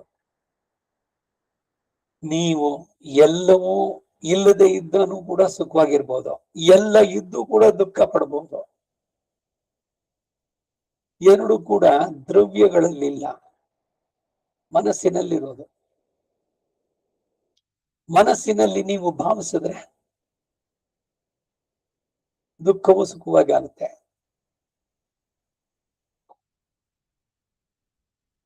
ಅದರಿಂದ ಒಂದು ವಸ್ತುವೇ ಸುಖ ದುಃಖ ಕೋಪ ಪ್ರಸಾದ ಮೊದಲಾದವುಗಳನ್ನೆಲ್ಲ ಉಂಟು ಮಾಡಬಹುದು. ಆ ವಸ್ತುವಿನ ಸ್ವರೂಪವೇ ದುಃಖ ಸುಖಕರವಾದದ್ದು ಎಂದಲ್ಲ. ದ್ರವ್ಯ ಒಂದೇ ಅನುಕೂಲಗಳನ್ನು ಕಲ್ಪಿಸಿ ಸುಖವನ್ನು ಉಂಟು ಮಾಡಬಹುದು. ಕಳ್ಳರು ಬಂದು ಹೊಡೆದು ಕಿತ್ಕೊಂಡು ಹೋಗೋದ್ರಿಂದ ದ್ರವ್ಯವು ದುಃಖಕ್ಕೆ ಕಾರಣವಾಗಬಹುದು. ಬಹಳ ದ್ರವ್ಯವನ್ನು ತಾನೇ ಇಟ್ಟುಕೊಂಡೆ ಎಂದು ಭ್ರಾತೃಗಳಿಗೆ ಕೋಪಕ್ಕೆ ಕಾರಣವಾಗಬಹುದು. ಅಣ್ಣ ತಮ್ಮಂದರಲ್ಲಿ ಒಬ್ಬನಿಗೆ ಬೇಕಾದಷ್ಟು ಐಶ್ವರ್ಯ ಕಷ್ಟಪಟ್ಟೆ ಅವನು ಮಾಡಿರ್ಬೋದು, ಬೇರೆಯವ್ರಿಗೆ ಸಿಕ್ಕಿಲ್ಲ. ಆದ್ರೆ ಏನು ಮಾತ್ ಸರಿಯ, ನನ್ನಲ್ಲಿ ಇಲ್ದ ಇದ್ದಿದ್ ನನ್ನ ತಮ್ಮನಿಗೆ ಹೆಂಗ್ ಸಿಕ್ತು? ಇದೇ ಕಾರಣ ಅವರನ್ನು ದ್ವೇಷಿಸುವುದಕ್ಕೆ ಮತ್ತೊಂದಕ್ಕೆ. ಅದನ್ನೇನೆ ಅವನ ಹಿಂದಿನ ಜನ್ಮದಲ್ಲಿ ಚೆನ್ನಾಗಿ ಕೊಟ್ಟಿಟ್ಟಿದ್ದ, ನಾನಷ್ಟು ಕೊಟ್ಟಿರ್ಲಿಲ್ಲ, ಅದರಿಂದ ಅವನು ಒಂದಷ್ಟು ಬಂದಿದೆ. ಐಶ್ವರ್ಯ ಬಂತು, ಮನೆ ಮಾಡ್ಕೊಂಡ, ಕಾರ್ ಬಂತು. ನೀವೇನ್ ಮಾಡ್ಬೇಕು ಅವಾಗ? ಅವನ ಕಾರ್ ಬಂತಲ್ಲ, ನೀವ್ ಹೇಳಿ ತುಂಬಾ ಸಂತೋಷ ಭಗವಂತ, ಅವನ ಹೆಂಡತಿಗೂ ಇನ್ನೊಂದು ಕಾರ್ ಸಿಗ್ಲಿ, ಅವನು ಇನ್ನೂ ಚೆನ್ನಾಗಿ ಮುಂದಕ್ಕೆ ಬರ್ಲಿ. ಯಾಕೆ ಹೀಗೆ ಅನ್ಕೋಬಾರ್ದು? ನನ್ನ ಹತ್ರ ಇಲ್ವಲ್ಲ ಕಾರು ಅಂತ ಹೇಳ್ಬಿಟ್ಟು ಅದಕ್ಕಾಗಿ ಅವನನ್ನು ದ್ವೇಷಿಸ್ಬೇಕು? ಭ್ರಾತೃಗಳಿಗೆ ಇದೇನೆ, ಅವನು ಬಹಳ ದ್ರವ್ಯವನ್ನು ಇಟ್ಕೊಂಡ ಅಂತ, ಅದೇ ಇವರ ಕೋಪಕ್ಕೆ ಕಾರಣವಾಗೋದು. ದೇವ ಭಾಗವತ ವಿನಿಯೋಗದಿಂದ ಪ್ರಸನ್ನತೆಗೆ ಕಾರಣವಾಗಬಹುದು. ದ್ರವ್ಯದಲ್ಲೇ ಆ ಧರ್ಮಗಳಿಲ್ಲ. ಯಾವುದೇ ಒಂದು ವಸ್ತು ಇದನ್ನ ಮನೋವಿಕಾರಕ್ಕೆ ಅನುಗುಣವಾಗಿ ಸುಖ ದುಃಖಗಳು ಉಂಟಾಗೋದ್ರಿಂದ ಅಂತಹ ವಿಕಾರ ಇಲ್ಲ ಇರೋದೇನೆ ಸಮತ್ವ. ಇಲ್ಲಿ ದುಃಖೇಶು ಅನುದ್ವಿಗ್ನಮನಃ, ಉದ್ವಿಗ್ನನಾಗೋದು ಬೇಡ. ಸುಖೇಶು ವಿಗತ ಸ್ಪೃಹ, ಸುಖ ಬಂದಾಗ ಹಿಗ್ಗುವುದು ಬೇಡ, ದುಃಖ ಬಂದಾಗ ಕುಗ್ಗುವುದು ಬೇಡ. ಎರಡನ್ನು ಸಮವಾಗಿ ಸ್ವೀಕರಿಸುವಂತೆ ನಿಮ್ಮ ಮನಸ್ಸನ್ನ ನೀವು ಟ್ರೈನ್ ಮಾಡಿ. ಇದೇನೆ ಮಾಡ್ಬೇಕಾದ್ದು. ಯಾವುದು ಶಾಶ್ವತ ಅಲ್ಲ. ಜೋರಾದ ಬಿಸಿಲಿದೆ, ಅಯ್ಯೋ ಸಿಕ್ಕಾಪಟ್ಟೆ ಬಿಸಿಲು ಬೆವರ್ತಾ ಇದೆ ಅಂದ್ರೆ ಮೋಡ ಬರುತ್ತೆ, ಬಿಸಿಲಿನ ದಾಳಿ ಕಡಿಮೆ ಆಗುತ್ತೆ. ಹಾಗಾದ್ರೆ ಮತ್ತೆ ಬಿಸಿಲು ಬರೋಲ್ವೋ? ಬೇಕಾದ್ರೆ ತುಂಬಾ ಸುಸ್ತಾಗತ್ತೆ, ಡೌನು ಇಳಿಬೇಕಾದ್ರೆ ಎಲ್ಲವೂ ಕ್ಷಣಿಕ. ಮನಸ್ಸಿನ ಈ ಭಾವನೆಗಳು ಅಷ್ಟೇನೆ. ಹಾಗೆ ಯಾವುದೇ ಒಂದು ದ್ರವ್ಯ ಸುಖಕ್ಕೂ ಕಾರಣವಾಗಬಹುದು, ದುಃಖಕ್ಕೂ ಕಾರಣವಾಗಬಹುದು. ಇದೆಲ್ಲ ದ್ರವ್ಯದಲ್ಲೇ ಈ ಧರ್ಮಗಳಿಲ್ಲ. ಮನೋವಿಕಾರಕ್ಕೆ ಅನುಗುಣವಾಗಿ ಸುಖ ದುಃಖಗಳು ಉಂಟಾಗೋದ್ರಿಂದ ಅಂತಹ ವಿಕಾರ ಇಲ್ಲದಿರುವುದೇ ಸಮತ್ವ. ಸಮತ್ವಂ ಯೋಗ ಉಚ್ಚತೆ ಅಂತ ಇನ್ನೊಂದು ಕಡೆ ಬಂತು. ಎಲ್ಲವನ್ನು ಸಮನಾಗಿ, ಮಾನ ಅಪಮಾನ, ಲಾಭ ನಷ್ಟ, ಜಯ ಅಪಜಯ, ಸುಖ ದುಃಖ, ಶೀತ ಉಷ್ಣ, ದ್ವಂದ್ವಾತೀತನಾಗೋ ಅರ್ಜುನನಿಗೆ ಕೃಷ್ಣನ ಸಂದೇಶ. ಹಾಗೆಯೇ ಶಾಂತಿ ಪರ್ವದಲ್ಲಿ, ಭಾರತದಲ್ಲೇ ಶಾಂತಿ ಪರ್ವ ಈಗ ಆಗ್ತಾ ಇದೆಯಲ್ಲ, ಅದ್ರಲ್ಲಿ ರಾಜಧರ್ಮ ಪರ್ವ ಈಗಿರೋದು. ಅದರಲ್ಲಿ ಆ ಶಾಂತಿ ಪರ್ವದ 175ನೇ ಅಧ್ಯಾಯದ 5ನೇ ಶ್ಲೋಕ, ತಯೋರೇಕ ತಯೋ ರಾಶಿ ಯದ್ಯದೇನ ಮುಪಸನ್ನಮೇತತೆ ನ ಸುಖಂ ಪ್ರಾಪ್ಯ ಸಂಹೃಷ್ಯೇತ್ ದುಃಖಂ ಪ್ರಾಪ್ಯ ನ ಸಂಜ್ವರೇತೆ. ಭಾರತದ ಇದಾಯ್ತಲ್ಲ, ರಾಮಾಯಣದಿಂದನೂ ಉಲ್ಲೇಖ ಹೇಳ್ತಾರೆ. ಅಯೋಧ್ಯಾಕಾಂಡದ 22 ಅಧ್ಯಾಯ 27ನೇ ಶ್ಲೋಕ, ಮಾಚ ಲಕ್ಷ್ಮಣ ಸಂತಾಪ್ತ ಕಾಶ್ಮೀರ್ ಲಕ್ಷ್ಮ್ಯ ವಿಪರ್ಯಯೇ ರಾಜ್ಯಂ ವ ವನವಾಸೋ ವ ವನವಾಸೋ ಮಹೋದಯ ಎಂದು ಶ್ರೀರಾಮ ಲಕ್ಷ್ಮಣನಿಗೆ ಹೇಳಿದ ಮಾತು. ಲಕ್ಷ್ಮಣನಿಗೆ ಬಹಳ ಕೋಪ ಬರುತ್ತೆ. ಆ ವೃದ್ಧ ತಂದೆನ ಅವನ ಗೌರವನೂ ಇಲ್ಲ, ತಮ್ಮನಿಗೆ ಅಣ್ಣನಿಗೆ ಈ ತರ ಉಂಟಾಯ್ತಲ್ಲ, ನಾನು ಅವನನ್ನೇ ಸದೆಬಡಿದು ಬಿಡ್ತೀನಿ ಅಂತಾನೆ. ಆವಾಗ ರಾಮ ಲಕ್ಷ್ಮಣನಿಗೆ ಹೇಳಿದ ಮಾತಿದು. ಹಾಗೆ ನೋಡಿದ್ರೆ ಇವರುಗಳು ಸರ್ವವಿಧ ಮಹಾತ್ಮ ಯಶಸ್ಸೇ ಮೊದಲಾದವುಗಳಿಗೆ ವನವಾಸವೇ ಕಾರಣವಾಯಿತು. ಅದು ಏತಕ್ಕೆ ಸುಖ ದುಃಖಗಳಲ್ಲಿ ಸಮಭಾವ ಇರಬೇಕು ಅನ್ನೋದಕ್ಕೆ ಸುಖ ದುಃಖೇ ಭಯ ಕ್ರೋಧೌ ಲಾಭ ಅಲಾಭೌ ಜಯ ಅಜಯೌ ಯಚ್ಚ ಕಿಂಚಿತ್ ತಥಾಭೂತಂ ನನು ದೈವಸ್ಮ್ಯ ಕರ್ಮ ತತ್.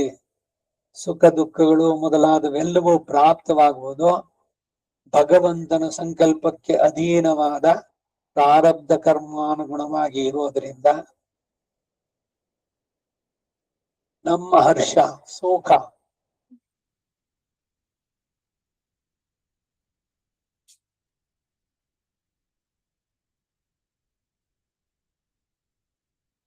ಸುಖ ದುಃಖಗಳು ಏನು ಕಾರ್ಯಕಾರಿಯಾಗಲ್ಲ ಎಂಬ ಭಾವ ಅಲ್ಲಿ ಸೂಚಿತವಾದದ್ದು. ಕ್ಷಮಿ ಎಂದರೆ ಅವರ್ಜನೀಯಯೋಹೋ ತಪ್ಪಿದ್ದಲ್ಲವಾದಂತಹ ಸ್ಪರ್ಶ ಪ್ರಭವಯೋರಪಿ ಸ್ಪರ್ಶ ಮೂಲಕವಾಗಿ ಉಂಟಾಗುವ ಸುಖ ದುಃಖಗಳಲ್ಲೂ ಸಹ ವಿಕಾರರಹಿತ ಮನೋವಿಕಾರ ಇಲ್ಲದವನಾಗಿ, ಅಂದರೆ ಸ್ವಾಮಿ ಸಂಕಲ್ಪ ಮೂಲಕ ಉಂಟಾದ ಈ ಸ್ಪರ್ಶ ಸಂಬಂಧದಿಂದ ಪ್ರಾಪ್ತವಾದ ಸುಖ ದುಃಖಗಳಿಂದ ಮನೋವಿಕಾರ ರಹಿತನಾಗಿ, ಅಂದರೆ ಸಹಿಸಿಕೊಳ್ಳುವನಾಗಿ. ಇಂಗ್ಲಿಷ್ ನಲ್ಲಿ ಒಂದು ಗಾದೆ ಇದೆ, the things that cannot be cured should be endured ಅಂತ. ಯಾವುದನ್ನು ನೀವು ಬದಲಾಯಿಸಕ್ ಆಗೋಲ್ವೋ ಟು ಅಕ್ಸೆಪ್ಟ್ ಇಟ್. ಭಗವಂತನ ಸಂಕಲ್ಪ, ನಾ ಮಾಡಿದ ಕರ್ಮ, ಕರ್ಮಾಧ್ಯಕ್ಷನಾಗಿ ಭಗವಂತ ನಾನು ಯಾವ್ದೋ ಜನದಲ್ಲಿ ಮಾಡಿದ್ದಕ್ಕೆ ಫಲವನ್ನು ಕೊಟ್ಟ. ಭಗವಂತನ ಮೇಲೆ ಕೋಪ ಇಲ್ಲ, ಅನುಭವಿಸ್ಬಿಡ್ತೇನೆ. ಅವಶ್ಯಂ ಅನುಭೋಕ್ತವ್ಯಂ, ನಿನ್ನ ಕೃಪೆ ಒಂದಿರ್ಲಿ ಸಾಕು. ಯದ್ಯದ್ ಭವ್ಯಂ ಭವತು ಭಗವನ್ ಪೂರ್ವಕರ್ಮಾನುರೂಪಂ ಏತತ್ ಪ್ರಾರ್ಥ್ಯಂ ಮಮ ಬಹುಮತಂ ಜನ್ಮ ಜನ್ಮಾಂತರೇಪಿ ತ್ವತ್ಪಾದಾಂಬೋರುಹ ಯುಗಗತ ನಿಶ್ಚಲ ಭಕ್ತಿರಸ್ತು. ಏನಿದೆಯೋ ಕರ್ಮದ ಪ್ರಕಾರ ಬರ್ಲಿ. ಶ್ಲೋಕ ಹೇಳೋಕೆ ಹೆದರ್ಕೊಳ್ಳೋದು ಬೇಡ. ಅಯ್ಯೋ ಯದ್ಯದ್ ಭವ್ಯಂ ಭವತು ಭಗವಾನ್ ಪೂರ್ವಕರ್ಮ ರೂಪತರ ಆಗ್ಬಿಡ್ಲಿ ಅಂತಂದ್ರೆ ಆಗತ್ತೆ. ಪ್ರಾರಬ್ಧ ಕರ್ಮ ಅವಶ್ಯಂ ಅನುಭೋಕ್ತವ್ಯಂ. ಭಯ ಯಾಕೆ? ಯಾರು ಮಾಡಿದ್ದದ್ನ ಫಲ ಬಂದಾಗ ಮಾತ್ರ ಬೇಡ. ಮಾಡ್ಬೇಕಾದ್ರೆ ಸಾಲವನ್ನು ಕೊಂಬಾಗ ಹಾಲೋಗರುಂಡಂತೆ, ಕ್ಷೀರಾನ್ನ ಹಾಲೋರಗುಂಡಂತೆ. ಸಾಲಿಗಳು ಬಂದು ಕೇಳುವಾಗ ಕಿಬ್ಬದಿಯ ಕೀಲು ಮುರಿದಂತೆ, ಸ್ಪೈನಲ್ ಕಾರ್ಡ್ ಮುರಿದಂತೆ ಸರ್ವಜ್ಞ ಅಂತಾನೆ. ಹಾಗಾಗಿ ಜೀವನದಲ್ಲಿ ಬರುವ ಘಟನೆಗಳು ಎಲ್ಲವನ್ನು ಸಮಾಧಾನ ಚಿತ್ತದಿಂದ, ಉದ್ವೇಗವೂ ಬೇಡ, ಅತಿಯಾದ ಸಂತೋಷವೂ ಬೇಡ. ಏನೋ ಬಂತ ಆಯ್ತು, ಭಗವಂತನ ಕೃಪೆ. ಅದು ಹೊರಟೋಯ್ತಾ, ಅವಾಗ ದುಃಖನೂ ಬೇಡ, ಆಯ್ತು ಅದಕ್ಕೂ ನನಗೂ ಇದ್ದಂತಹ ಸಂಬಂಧ ಅಷ್ಟು. ಹೀಗೆ ಮನಸ್ಸಿನ ಸಮತೋಲವನ್ನ ಕಳೆದುಕೊಳ್ಳದೆ ಇರುವಂತಹದ್ದು, ಇದನ್ನ ನಾವು ಪ್ರಾಕ್ಟೀಸ್ ಮಾಡ್ಬೇಕಾದ್ದು. ಸಂತುಷ್ಟ, ಸಂತೋಷ ಚಿತ್ತನಾಗಿ, ಅಂದ್ರೆ ಯದೃಚ್ಛೋಪನತೇನ ಏನಕೇನಾಪಿ ದೇಹ ಧಾರಣ ದ್ರವ್ಯೇಣ ಸಂತುಷ್ಟ. ಏನ್ ಸಿಕ್ತೋ, ಎಷ್ಟು ಸಿಕ್ತೋ, ಆ ಸಂದರ್ಭಕ್ಕೆ ಹೇಗಾಯ್ತು ಆಯ್ತು, ಭಗವಂತನ ಸಂಕಲ್ಪ.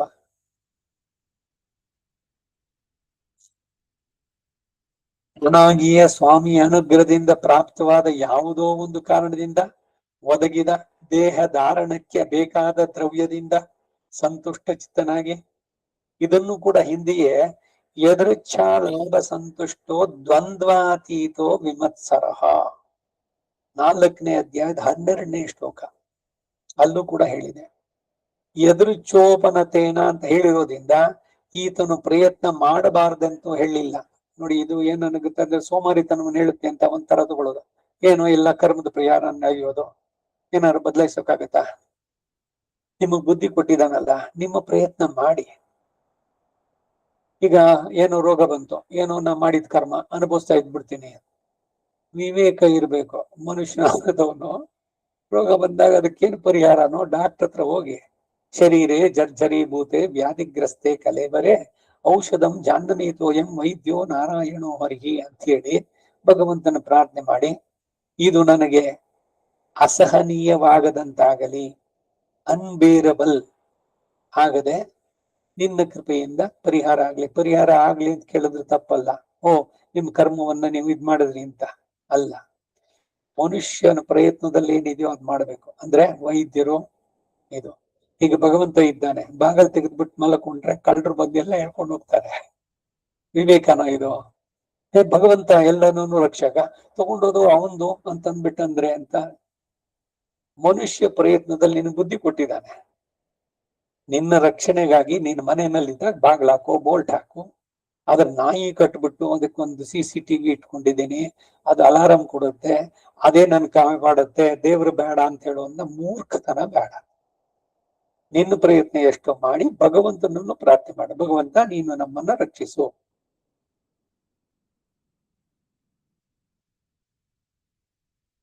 ಹೀಗೆ ಇರ್ಬೇಕಾದ. ಹಾಗೆ ಏನೇ ಪ್ರಯತ್ನಗಳು, ಯಾವುದೇ ಕಷ್ಟಗಳು ಬಂದಾಗ ದೇಹಕ್ಕೆ ಶೈತ್ಯೋಪಚಾರ, ಔಷಧೋಪಚಾರ ಮಾಡ್ಕೊಳ್ಳೋದು ತಪ್ಪಲ್ಲ. ಮಾಡ್ಕೊಳ್ಳಿ. ಭಗವಂತನನ್ನ ನಂಬಿ ಅವನನ್ನ ಪ್ರಾರ್ಥನೆ ಮಾಡಿ. ಮನುಷ್ಯನ ಪ್ರಯತ್ನನೇ ಬೇಡ ರೋಗದಿಂದ ವಿಮುಕ್ತನಾಗೋದು, ಇಲ್ಲ ಕೆಳಗಿನ ಮಟ್ಟದಿಂದ ಸ್ವಲ್ಪ ಉತ್ತಮ ಸ್ಥಿತಿಗೆ ಬರುವುದಕ್ಕಾಗಿ ಇವನು ಮಾಡುವ ಪ್ರಯತ್ನ ತಪ್ಪಲ್ಲ. ಇದೆಲ್ಲ ಈ ಸಂದರ್ಭದಲ್ಲಿ ನಾಹಾರ ಚಿಂತೆಯೇತ್ ಪ್ರಾಜ್ಞ ಧರ್ಮಮೇವಾನುಚಿಂತೆಯೇತೆ ಆಹಾರೋ ಹಿ ಮನುಷ್ಯಾಣಂ ಜನ್ಮನ ಸಹಜಾಯತೆ ಎಂಬ ಪರಾಶರದ ಗೀತಾವಾಕ್ಯ ಅನುಸಂಧೇಯಾದರು. ಪರಾಶರರ ಮಾತು, ಪರಾಶರ ಸ್ಮೃತಿನಲ್ಲಿರೋದು. ನಾ ಆಹಾರ ಚಿಂತೆಯೇ ಪ್ರಾಜ್ಞ, ನನಗೆ ನಾಳೆ ಏನು ಆಹಾರ ಸಿಗುತ್ತೋ ಇಲ್ವೋ ಯೋಚನೆ ಮಾಡಲ್ಲ ವಿವೇಕಿಯಾದವನು. ಧರ್ಮಮೇವಾನುಚಿಂತೆಯೇತೆ, ಧರ್ಮವನ್ನ ನಾನು ಸರಿಯಾಗಿ ಆಚರಿಸ್ತಾ ಇದ್ದೇನೆ, ಹೇಗೆ ನಡೆಸಬೇಕು ಅನ್ನೋದ್ರ ಬಗ್ಗೆ ಚಿಂತೆ ಮಾಡ್ತಾನೆ. ಆಹಾರೋ ಹಿ ಮನುಷ್ಯಾಣ ಜನ್ಮನ ಸಹಜಾಯತೆ, ಈ ಮನುಷ್ಯ ಜನ್ಮ ಹುಟ್ಟಿದಾಗ ಭಗವಂತ ಆಹಾರವನ್ನು ನೇಮಿಸಿದ್ದ. ನಾನು ಅನೇಕ ಬಾರಿ ಕಗ್ಗದ ಮಾತನ್ನು ಹೇಳಿದ್ದೆ. ಒಂದಗಳು ಹೆಚ್ಚಿರದು, ಒಂದಗಳು ಕೊರೆ ಇರದು, ತಿಂದ ನಿನ್ನ ಅನ್ನ ಋಣ ತೀರುತ್ತಲೇ ಪಯಣ. ಅನ್ನ ಋಣ ಇದ್ದಷ್ಟು ದಿವಸ ನಮಗೆ ಭೂಮಿ ಮೇಲೆ, ಅದು ಮುಗಿದಿದ ತಕ್ಷಣ ತೀರುತ್ತಲೇ ಪಯಣ. ಹಿಂದಾಗದೊಂದು ಕ್ಷಣ, ಮುಂದಕ್ಕೂ ಆಗದದು, ಸಂದ ಲೆಕ್ಕವದೆಲ್ಲ.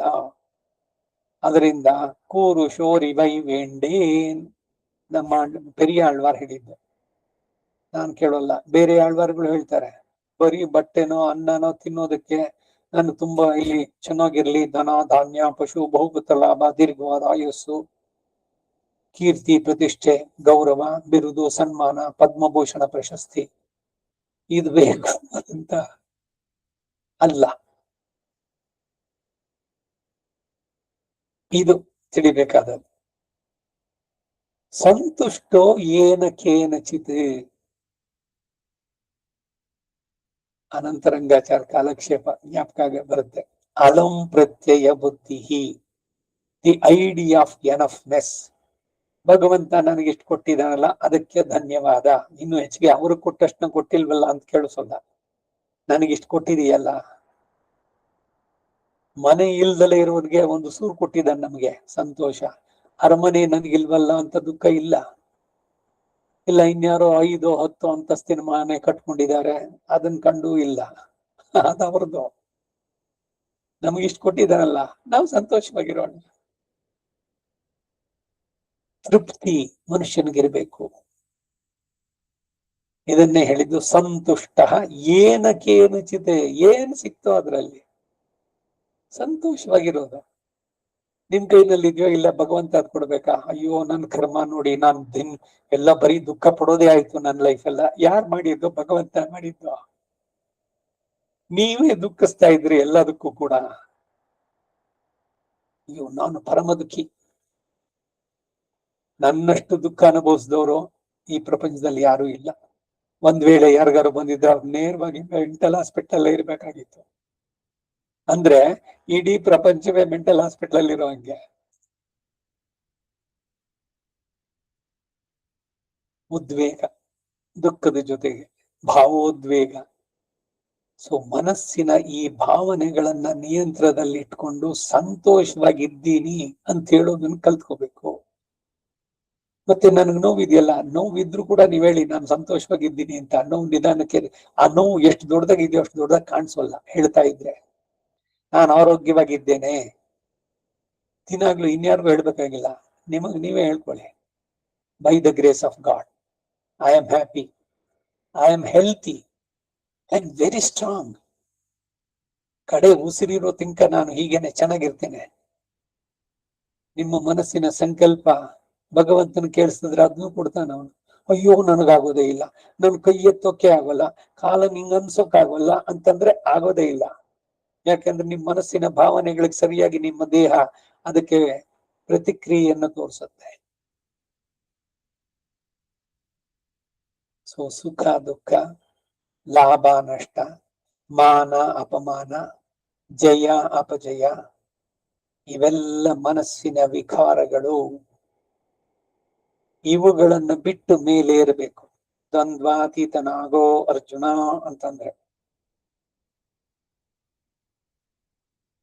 ಮೋಕ್ಷ ಪರ್ವದಲ್ಲಿ 251ನೇ ಅಧ್ಯಾಯದ 12ನೇ ಶ್ಲೋಕ.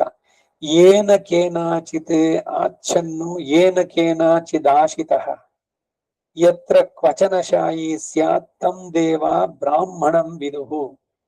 ಬ್ರಹ್ಮವಿತ್ತಾದವನನ್ನ ಹೇಗೆ ತಿಳಿಯುತ್ತಾರೆ ಅನ್ನೋ ವಿಷಯದಲ್ಲಿ ಅಂತವನು ಹರುಕು ಬಟ್ಟೆಯೋ ಯಾವುದರಿಂದಲೋ ಮಾನವನ್ನು ಕಾಪಾಡಿಕೊಳ್ತಾನೆ.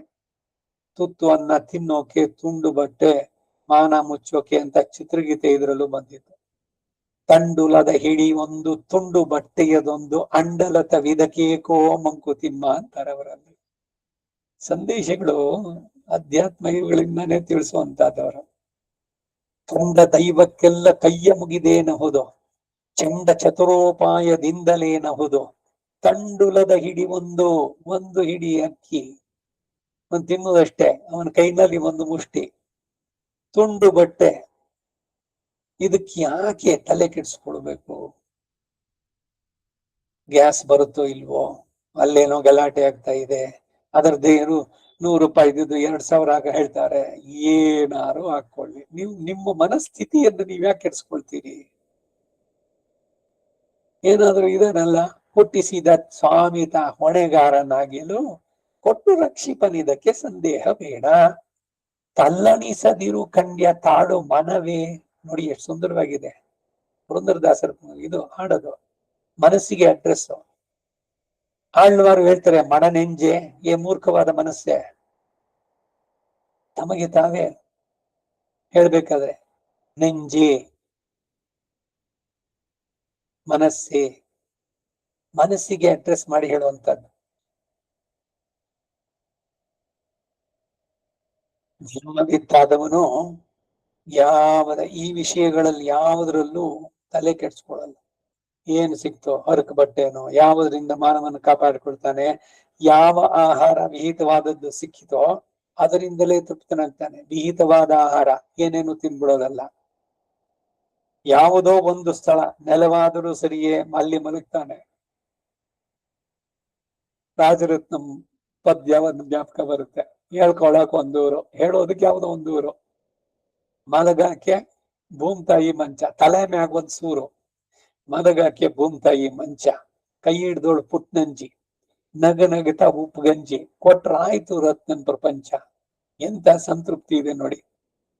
ಕೈ ಹಿಡಿದವಳು ಪುಟ್ನಂಜಿ, ಅವಳು ಕೊಡ್ತಿದ್ದು ಗಂಜಿ, ಅನ್ನವೂ ಇಲ್ಲ, ಅನ್ನ ಮಾಡಿದ್ದು ನೀರು, ಬಸಿದಿದ್ದು ನೀರು.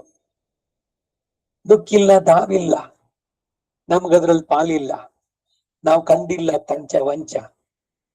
ದೇವರಿಂದ ಕೊಡ್ಲಣ್ಣ, ಕೊಡದಿದ್ರೆ ಬಿಡ್ಲಣ್ಣ, ನಾವೆಲ್ಲ ಅವನಿಗೆ ಬಚ್ಚ. ಅವನ್ ಹಾಕಿ ತಾಳದಂಗೆ, ಕಣ್ಣು ಮುಚ್ಕೊಂಡು ಏಳುದಂಗೆ ಇರೋದವ್ರ ಪ್ರಪಂಚ. ಎಷ್ಟು ಸುಂದರವಾಗಿದೆ, ಅರ್ಥಪೂರ್ಣವಾಗಿದೆ. ಕಣ್ಣು ಮುಚ್ಕೊಂಡು ಅವನು ಹೇಳೋದಂಗೆ, ಅವನ ಹಾಕಿ ತಾಳದಂಗೆ ನಡೆಯೋದು. ರತ್ನ ಫಲವೋ, ಆಳ್ವಾರ್ ಶ್ರೀ ಸೂಕ್ತಿಗಳೋ, ಭಗವದ್ಗೀತೆ ಭಾಷ್ಯವೋ, ಮನಸ್ಸನ್ನ ಸಮಾಧಾನ ಚಿತ್ತ ಸಮಚಿತ್ತದಲ್ಲಿ ಇಟ್ಕೊಳ್ಳೋದಕ್ಕೆ ಇವೆಲ್ಲ ಸಾಧಕವಾಗುವಂತ. ಬಹಳ ಮುಖ್ಯವಾಗಿ ನಾವು ಗಮನಿಸಬೇಕಾದ್ದು ಮನಸ್ಸಿನ ಸ್ವಾಸ್ಥ್ಯತೆ. ಚಂಚಲತೆಯನ್ನ ಬಿಡಿಸ್ಕೊಂಡು ಮನಸ್ಸು ಸಮಾಧಾನವಾಗಿರ್ಬೇಕು. ಅದಕ್ಕೆ ಪೂರಕವಾಗಿರ್ಬೇಕು ನಮ್ಮ ದೈನಂದಿನ ಎಲ್ಲ ಚಟುವಟಿಕೆಗಳು, ಚಿಂತನೆಗಳು, ಪ್ರತಿಯೊಂದು ಕೂಡ. ಆ ಮನಸ್ಸು ಸಮಾಧಾನ ಸ್ಥಿತಿಗಿರ್ಬೇಕಾದ್ರೆ ಇದೆಲ್ಲ ಅರ್ಥ ಗೊತ್ತಿರ್ಬೇಕು. ಎಲ್ಲವನ್ನು ಭಗವಂತ ನೀಡುವಂತವನು. ಸುಖವೋ ದುಃಖವೋ, ಮಾನವೋ ಅಪಮಾನವೋ ಎಲ್ಲ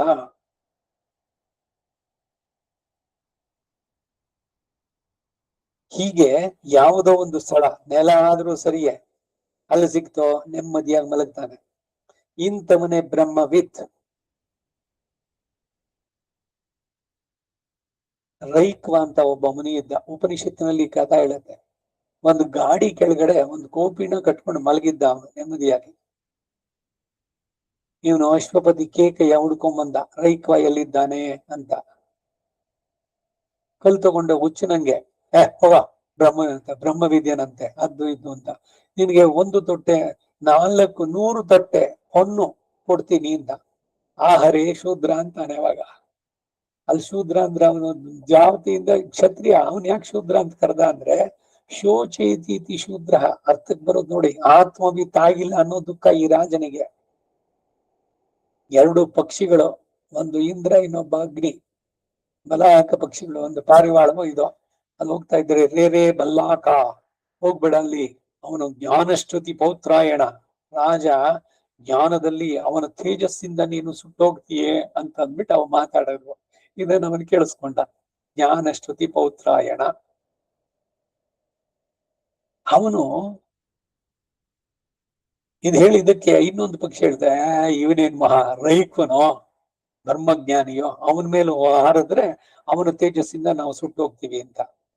ಅದಕ್ಕೆ ಆ ಜ್ಞಾನಶ್ರುತಿ ಪೌತ್ರಾಯಣ, ಯಾರವನು ರೈಕ್ವ ಅಂತ ತನ್ನ ರಾಜ್ಯದಲ್ಲೆಲ್ಲ ಎಲ್ಲರನ್ನು ಕಳಿಸ್ದ. ಯಾರವನು ನೋಡ್ಕೊಂಡ್ ಬನ್ನಿ ಅಂತ. ಅವನು ಒಬ್ಬ ಗಾಡಿ ಕೆಳಗಡೆ ಮಲಗಿದ್ದಾನೆ, ಬಟ್ಟೆನೂ ಇಲ್ಲ, ಒಂಚೂರು ಲಂಗೋಟಿ ಕಟ್ಕೊಂಡಿದ್ದಾನೆ, ಕುರ್ಚಲ್ ಗಡ್ಡ ಇದೆ, ಒಳ್ಳೆ ಹುಚ್ಚನಂಗ್ ಕಾಣಿಸ್ತಾನೆ, ಭಿಕ್ಷುಕನಂಗೆ. ಅವನ ಹತ್ರ ಇವನು ಹೋಗ್ತಾನೆ, ಜ್ಞಾನಶ್ರುತಿ ಪೌತ್ರಾಯಣ ರಾಜ. ಹೋಗ್ಬಿಟ್ಟು, ನನಗೆ ಬ್ರಹ್ಮವಿದ್ಯೆಯನ್ನು ಉಪದೇಶಿಸು ಅಂದ್ರೆ ಅವನು ಕಲ್ ತಗೊಂಡು ಹೊಡಿತಾನೆ ಇವನಿಗೆ. ಬ್ರಹ್ಮವಿದ್ಯನಂತೆ ಅಂತ. ನೀನ್ ದುಡ್ಡು ಕೊಡ್ತೀನಿ ಅಂತಾನೆ. ಬೇಡ ನನಗದೆಲ್ಲ ಅಂತಾನೆ. 100 ಹಣ್ಣು ಹತ್ತಡ್ತೀನಿ ಅಂತ. ಮತ್ತೇನು ಅವನಿಗೆ ಹಾಗಾದ್ರೆ ಹೆಚ್ಚಿಗೆ ದುಡ್ಡು ಕೊಟ್ಟಾಗ ಒಪ್ಕೊಂಡು ಅಂತಲ್ಲ, ಅವನಿಗೆ ನಿಜವಾಗ್ಲೂ ಶ್ರದ್ಧೆ ಇದೆಯಾ ಅನ್ನೋದನ್ನ ಅವನು ಪರೀಕ್ಷೆ ಮಾಡಿದ. ಆಮೇಲೆ ಆಹರೇ ಶೂದ್ರ ಅಂತಾನೆ, ಉಪನಿಷತ್ತಿನಲ್ಲಿ ಬರುವಂತ ಮಾತು. ಶೂದ್ರ ಅಂದ್ರೆ ಶೋಚಯತಿ, ಆತ್ಮಜ್ಞಾನ ಇಲ್ಲ ಅಂತ ಶೋಚಿಸುವಂತಹದ್ದು. ನನಗ್ ದುಡ್ಡಿಲ್ಲ, ನನಗೆ ಆರೋಗ್ಯ ಇಲ್ಲ ಅಂತ ಶೋಚಿಸೋನಲ್ಲ. ಆಮೇಲೆ ಅವನಿಗೆ ತಿಳಿಸ್ತಾನ ಬ್ರಹ್ಮದ ಬಗ್ಗೆ. ಹೀಗೆ ಬ್ರಹ್ಮವಿತ್ ಆದವನು ಅವನು ಬರೀ ಸ್ವರೂಪದಿಂದ ಏನು ಜರಿ ಇದು ಶಾಲು ಹೊತ್ಕೊಂಡು ಪೀಠವನ್ನು ಕಟ್ಟಿಕೊಂಡು, ಓಹೋ ಇವರು ಬಹಳ ಶ್ರೋತ್ರಿಯರು, ದ್ವಾದಶ ಊರ್ಧ್ವ ಪುಂಡ ಧರಿಸಿದ್ದಾರೆ, ಏನ್ ಭಗವಂತನ ನೋಡಿದಾರ? ಭಗವಂತನ ನೋಡಿದವನ ಸ್ವರೂಪ ಹಿಂಗಿದೆ ಅಂತಿದೆಯೋ? ಹೊರಗಿನ ವೇಷಭೂಷಣಗಳಿಂದ ನೀವು ನಿರ್ಧರಿಸೋಕ್ಕಾಗುತ್ತೋ? ಹಾಗೆಯೇ ಭಾರತದಲ್ಲಿ ಅಜಗರೋಪಾಖ್ಯಾನ, ಅಜಗರ, ಆ ಉಪಾಖ್ಯಾನದಲ್ಲಿ ನ ಸನ್ನಿಪತಿತಂ ಧರ್ಮಂ ಉಪಭೋಗಂ ಯದೃಚ್ಛಯ ಪ್ರತ್ಯಾಚಕ್ಷೆ ನ ಚಾಪ್ಯೇನ ಮನುರುಂದೆ ಸುದುರ್ಲಭಂ. ನನ್ನ ಇಚ್ಛೆ ಇಲ್ಲದೆ ಭಗವತ್ ಸಂಕಲ್ಪ ಮೂಲಕ ಉಂಟಾಗಿ ಧರ್ಮದಿಂದ ಯುಕ್ತವಾದ ಆಹಾರದ ಉಪಭೋಗವನ್ನ ತ್ಯಾಗ ಮಾಡೋದಿಲ್ಲ, ಅಂದ್ರೆ ಪರಿಗ್ರಹಿಸ್ತೇನೆ. ಹೊಂದಲು ಅಸಾಧ್ಯವಾದದ್ದನ್ನ ಎಂದಿಗೂ ನಾನು ಅಪೇಕ್ಷಿಸುವುದಿಲ್ಲ. ಅವುಗಳಲ್ಲಿ ಆಶೆಯನ್ನಿಟ್ಟು ಅದಕ್ಕಾಗಿ ಪ್ರಯಾಸ ಪಟ್ಟು ಧನಾರ್ಜನಾದಿಗಳನ್ನ ಮಾಡುವುದಿಲ್ಲ ಅನ್ನೋದು ತಾತ್ಪರ್ಯ. ಕೆಲಸನೇ ಮಾಡಬೇಡ, ಸೋಂಬೇರಿಯಾಗಿರು ಅಂತ ಹೇಳ್ತಾ ಇಲ್ಲ ಇಲ್ಲಿ. ಅದನ್ನ ನಾನು ಚೀಫ್ ಮಿನಿಸ್ಟರ್ ಆಗ್ತೀನಿ, ಪ್ರೆಸಿಡೆಂಟ್ ಆಗ್ತೀನಿ ಅಂತ ಯಾವುದು ನಮ್ಮ ಸರಿ ಇದ್ರಲ್ಲಿ ಇಲ್ವೋ ಅಂತದಕ್ ಬಯಸಕ್ ಹೋಗ್ಬಾರ್ದು ಅಂತ. ಇನ್ಯಾರೋ ಅಷ್ಟೆಲ್ಲ ಮಾಡಿದ್ದಾರೆ, ಅವ್ರಿಗೆ ಒಂದು ತಿಂಗಳಿಗೇನೆ ಎಷ್ಟೋ ಲಕ್ಷ ಬರುತ್ತೆ, ನಮಗ್ ಬರ್ಲಿಲ್ವಲ್ಲ ಅಂತ ದುಃಖ ಇಲ್ಲ. ಅವನ್ ಕೊಟ್ಟಿಟ್ಟಿದ್ದ ಅವನಿಗಾಯ್ತು, ನಮ್ಗೆ ಎಷ್ಟಿದೆಯೋ ಅಷ್ಟು ಸಾಕು. ಯದೃಚ್ಛಾ ಲಾಭ ಸಂತುಷ್ಟ ತೇಜೋ ವಿಪ್ರಸ್ಯ ವರ್ಧತೆ. ಎಷ್ಟಿದೆಯೋ ಭಗವಂತ ಕೊಟ್ರಲ್ಲಿ ತೃಪ್ತಿಯಾಗಿದ್ದವನಿಗೆ ಅವನಿಗೆ ತೇಜಸ್ಸು ವರ್ಧಿಸುತ್ತೆ ಅಂತ ಹೇಳ್ತಾ ಇದೆ ಇಲ್ಲಿ ಭಾಗವತದ ಮಾತು. ಸತತಂ ಯೋಗಿ ಅಂದರೆ ಸತತಂ ಪ್ರಕೃತಿ ವಿಯುಕ್ತ ಆತ್ಮಾನುಸಂಧಾನ ಪರಹ. ಸದಾ ಪ್ರಕೃತಿ ಶರೀರಕ್ಕೆ ಶರೀರವೇ ನಾನು ಅನ್ನೋ ಭ್ರಮೆಯನ್ನ ಬಿಟ್ಟು ಆತ್ಮದ ಅನುಸಂಧಾನ ಮಾಡುವಂತ, ಈ ಶರೀರ ನನ್ ಶರೀರ ಅಂತ ಹೇಳುವಲ್ಲ, ಈ ಶರೀರ ಯಾವಾಗಲೂ ಪ್ರಕೃತಿಯಿಂದ ಬಿಡುಗಡೆ ಹೊಂದಿದ ಆತ್ಮ ಎಷ್ಟು ಪರಿಶುದ್ಧ ಎಂಬ ಅನುಸಂಧಾನದಲ್ಲಿ ಆಸಕ್ತನಾದವನಾಗಿಯೋ, ಇಲ್ಲಿ ಫಲಾಭಿಸಂಧಿರಹಿತ ಕರ್ಮ ಯೋಗಾಂಗಕ ಭಕ್ತಿ ಯೋಗದ ಪ್ರಶಂಸೆಯಾದ್ದರಿಂದ ಹಾಗೆ ವ್ಯಾಖ್ಯಾನ ಮಾಡಿದ್ದಾರೆ. ಯೋಗಿ ಎಂದರೆ ಭಕ್ತಿ ಯೋಗ ನಿಷ್ಠ ಎಂದು ಅರ್ಥ ಮಾಡುತ್ತೇವೆ ಅಂದ್ರೆ ಅಭ್ಯಂತರ ಏನಿಲ್ಲ, ಅಬ್ಜೆಕ್ಷನ್ ಏನಿಲ್ಲ. ಆಗಲೂ ಇಲ್ಲಿ ಪ್ರಶಂಸಿಸಲ್ಪಟ್ಟಿರುವ ಭಕ್ತಿಯೋಗ ಆರಂಭಕ ಫಲಾಭಿಸಂಧಿರಹಿತ ಕರ್ಮಯೋಗ ನಿಷ್ಠನೇ ಆದ್ದರಿಂದ ಹಾಗೆ ನಾವು ಅರ್ಥ ಮಾಡಬಹುದು. ಆದರೆ ಯೋಗಿ ಅನ್ನೋದ್ರಿಂದ ಕರ್ಮಯೋಗದಲ್ಲಿ ಇರುವವನು ಎಂಬ ಅರ್ಥ ಉಂಟಾಗುವುದರಿಂದ ಹೇಗೆ ಭಕ್ತಿಯೋಗವನ್ನು ಆರಂಭಿಸ್ತಕ್ಕದ್ದು, ಯಾವ ಸಾಧನ ಉಪಾಯದ ಮೂಲಕ ಎಂಬುದು ಪ್ರಕರಣವಾದ್ದರಿಂದ ಯತಿವರ್ಯರ ಅರ್ಥವೇ ಸರ್ವ ಸಮಂಜಸವಾದದ್ದು. ಒಂದೊಂದು ಪದಕ್ಕೆ ಬೇರೆ ಬೇರೆ ಅರ್ಥಗಳು, ಬೇರೆ ಬೇರೆ ವ್ಯಾಖ್ಯಾನಗಳು ಬಂದಾಗ ಇದೇ ಸರಿ ಯಾಕೆ ಅನ್ನೋದನ್ನ ಹೇಳ್ತಾ ಇದ್ದಾರೆ. ಕರ್ಮಯೋಗಕ್ಕೆ ಆತ್ಮಜ್ಞಾನ ಅವಶ್ಯಕ. ಯೋಗ ಅಂತ ಬಂದಿದ ತಕ್ಷಣ ಅದರಲ್ಲಿ ಫಲಾಭಿಸಂಧಿ ಬಿಡಬೇಕು, ಭಗವಂತನಿಗಾಗಿ ಏನ್ ಮಾಡೋದು, ಅಪ್ರೀತಿಪೂರ್ವಕವಾಗಿರ್ಬೇಕು, ಆವಾಗ್ಲೇ ಅದು ಯೋಗ ಅನ್ಸೋದು. ಬರೀ ಕರ್ಮ ಅಂದ್ರೆ ಕರ್ಮ ಮಾಡಿದ ತಕ್ಷಣ ಫಲ, ಅದರಲ್ಲಿ ಆಸಕ್ತಿ ಬರೋದು ಸಹಜವಾಗಿ ಲೋಕ ಇದರಲ್ಲಿರೋ ರೀತಿ. ಯಥಾತ್ಮ ಅಂದ್ರೆ ನಿಯಮಿತ ಮನೋವೃತ್ತಿ, ನಿಯಮಿಸಲ್ಪಟ್ಟ ಮನೋವ್ಯಾಪಾರವುಳ್ಳವನಾಗಿಯೋ ಆತ್ಮಚಿಂತನ ಇರುವವನಿಗೆ ಅನಾತ್ಮ ಚಿಂತನೆಯು ಕೂಡದು, ಅಂದ್ರೆ ಐಹಿಕ ಚಿಂತನೆಯು ಕೂಡದು ಅಂತ ತಿಳಿಸೋದಕ್ಕಾಗಿ ಯಥಾತ್ಮ ಅನ್ನುವ ಪ್ರಯೋಗ. ಇಲ್ಲಿ ಆತ್ಮ ಅಂದರೆ ಮನಸ್ಸು. ಯಾವಾಗ ಮನಸ್ಸು ನಿಗ್ರಹಿಸಲ್ಪಟ್ಟಿತೋ ಸರ್ವೇಂದ್ರಿಯಗಳು ನಿಗ್ರಹಿಸಲ್ಪಟ್ಟಿತು ಅನ್ನೋದು ಹೇಳಿದಂತಾಯ್ತು. ಸಮಯ 5:30 ಆಯ್ತು, ಇನ್ನು ದೊಡ್ಡದಾಗಿದೆ. ಒಟ್ಟಿನಲ್ಲಿ ಮನಸ್ಸಿನ ಚಿಂತನೆ ಇದ್ರದ್ದೇನೇನೆ 2-3 ಪುಟ ಇದೆ. ಮುಂದಿನ ವಾರ ಮುಂದುವರಿಸೋಣ. ಈ ಯಥಾತ್ಮ ಅನ್ನೋ ಜಾಗದಲ್ಲಿ ನಿಲ್ಸ್ಕೊಂಡಿರೋಣ. ರಾಮಾನುಜರ ಭಾಷ್ಯ ಒಂದೊಂದಕ್ಕೂ ಹೇಳೋದು ಬಹಳ ಮುಖ್ಯವಾಗಿ ಏನು ಅಂದ್ರೆ, ಮನಸ್ಸನ್ನ ಸಂತೃಪ್ತ ಸ್ಥಿತಿಯಲ್ಲಿ ಇಟ್ಕೊಳ್ಳಿ.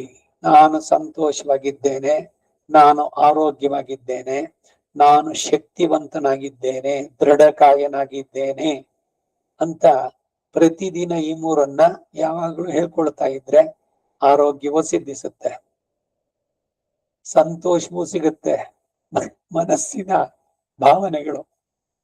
ಸೊ ಆ ಜಾಗದಲ್ಲಿ ನಿಲ್ಸ್ಕೊಂಡಿರೋಣ. ವಸುದೇವ ಸುತಂ ದೇವಂ ಕಂಸ ಚಾಣೂರ ಮರ್ದನಂ ದೇವಕಿ ಪರಮಾನಂದಂ ಕೃಷ್ಣಂ ವಂದೇ ಜಗದ್ಗುರು. ಆತಸಿ ಪಶ್ಪ ಸಂಕಾಶಂ ಹಾರನೋಪರಶೋಭಿತಂ ರತ್ನ ಕಂಗಣ ಕೇಯೂರಂ ಕೃಷ್ಣಂ ವಂದೇ ಜಗದ್ಗುರು. ಕುಟಿಲಾಲಕ ಸಂಯುಕ್ತಂ ಪೂರ್ಣ ಚಂದ್ರ ನಿಭಾನನಂ ವಿಲಸತ್ ಕುಂಡಲಧರಂ ದೇವಂ ಕೃಷ್ಣಂ ವಂದೇ ಜಗದ್ಗುರು. ಮಂದಾರಗಂಧ ಸಂಯುಕ್ತಂ ಚಾರುಹಾಸಂ ಚತುರ್ಭುಜಂ ಬಲಿಪೀಂಚಾವಚೂಡಾಂತಂ ಕೃಷ್ಣಂ ವಂದೇ ಜಗದ್ಗುರು. ಉತ್ಫುಲ್ಲ ಪದ್ಮತ್ರಾಕ್ಷಂ ನೀಲಜೀಮೂತ ಸನ್ನಿಭಂ ಯಾದವಾನಾಂ ಶಿರೋರತ್ನಂ ಕೃಷ್ಣಂ ವಂದೇ ಜಗದ್ಗುರು. ರುಕ್ಮಿಣೀ ಕೇಳಿ ಸಂಯುಕ್ತಂ ಪೀತಾಂಬರ ಸುಶೋಭಿತಂ ಅವಾಪ್ತ ತುಳಸೀಗಂಧಂ ಕೃಷ್ಣಂ ವಂದೇ ಜಗದ್ಗುರು. ಗೋಪಿಕಾನಾಂ ಕುಜದ್ವಂದ್ವಂ ಕುಂಕುಮಂಕಿತ ವಕ್ಷಸಂ ಶ್ರೀನಿಕೇತಂ ಮಹೇಶ್ವಾಸಂ ಕೃಷ್ಣಂ ವಂದೇ ಜಗದ್ಗುರು.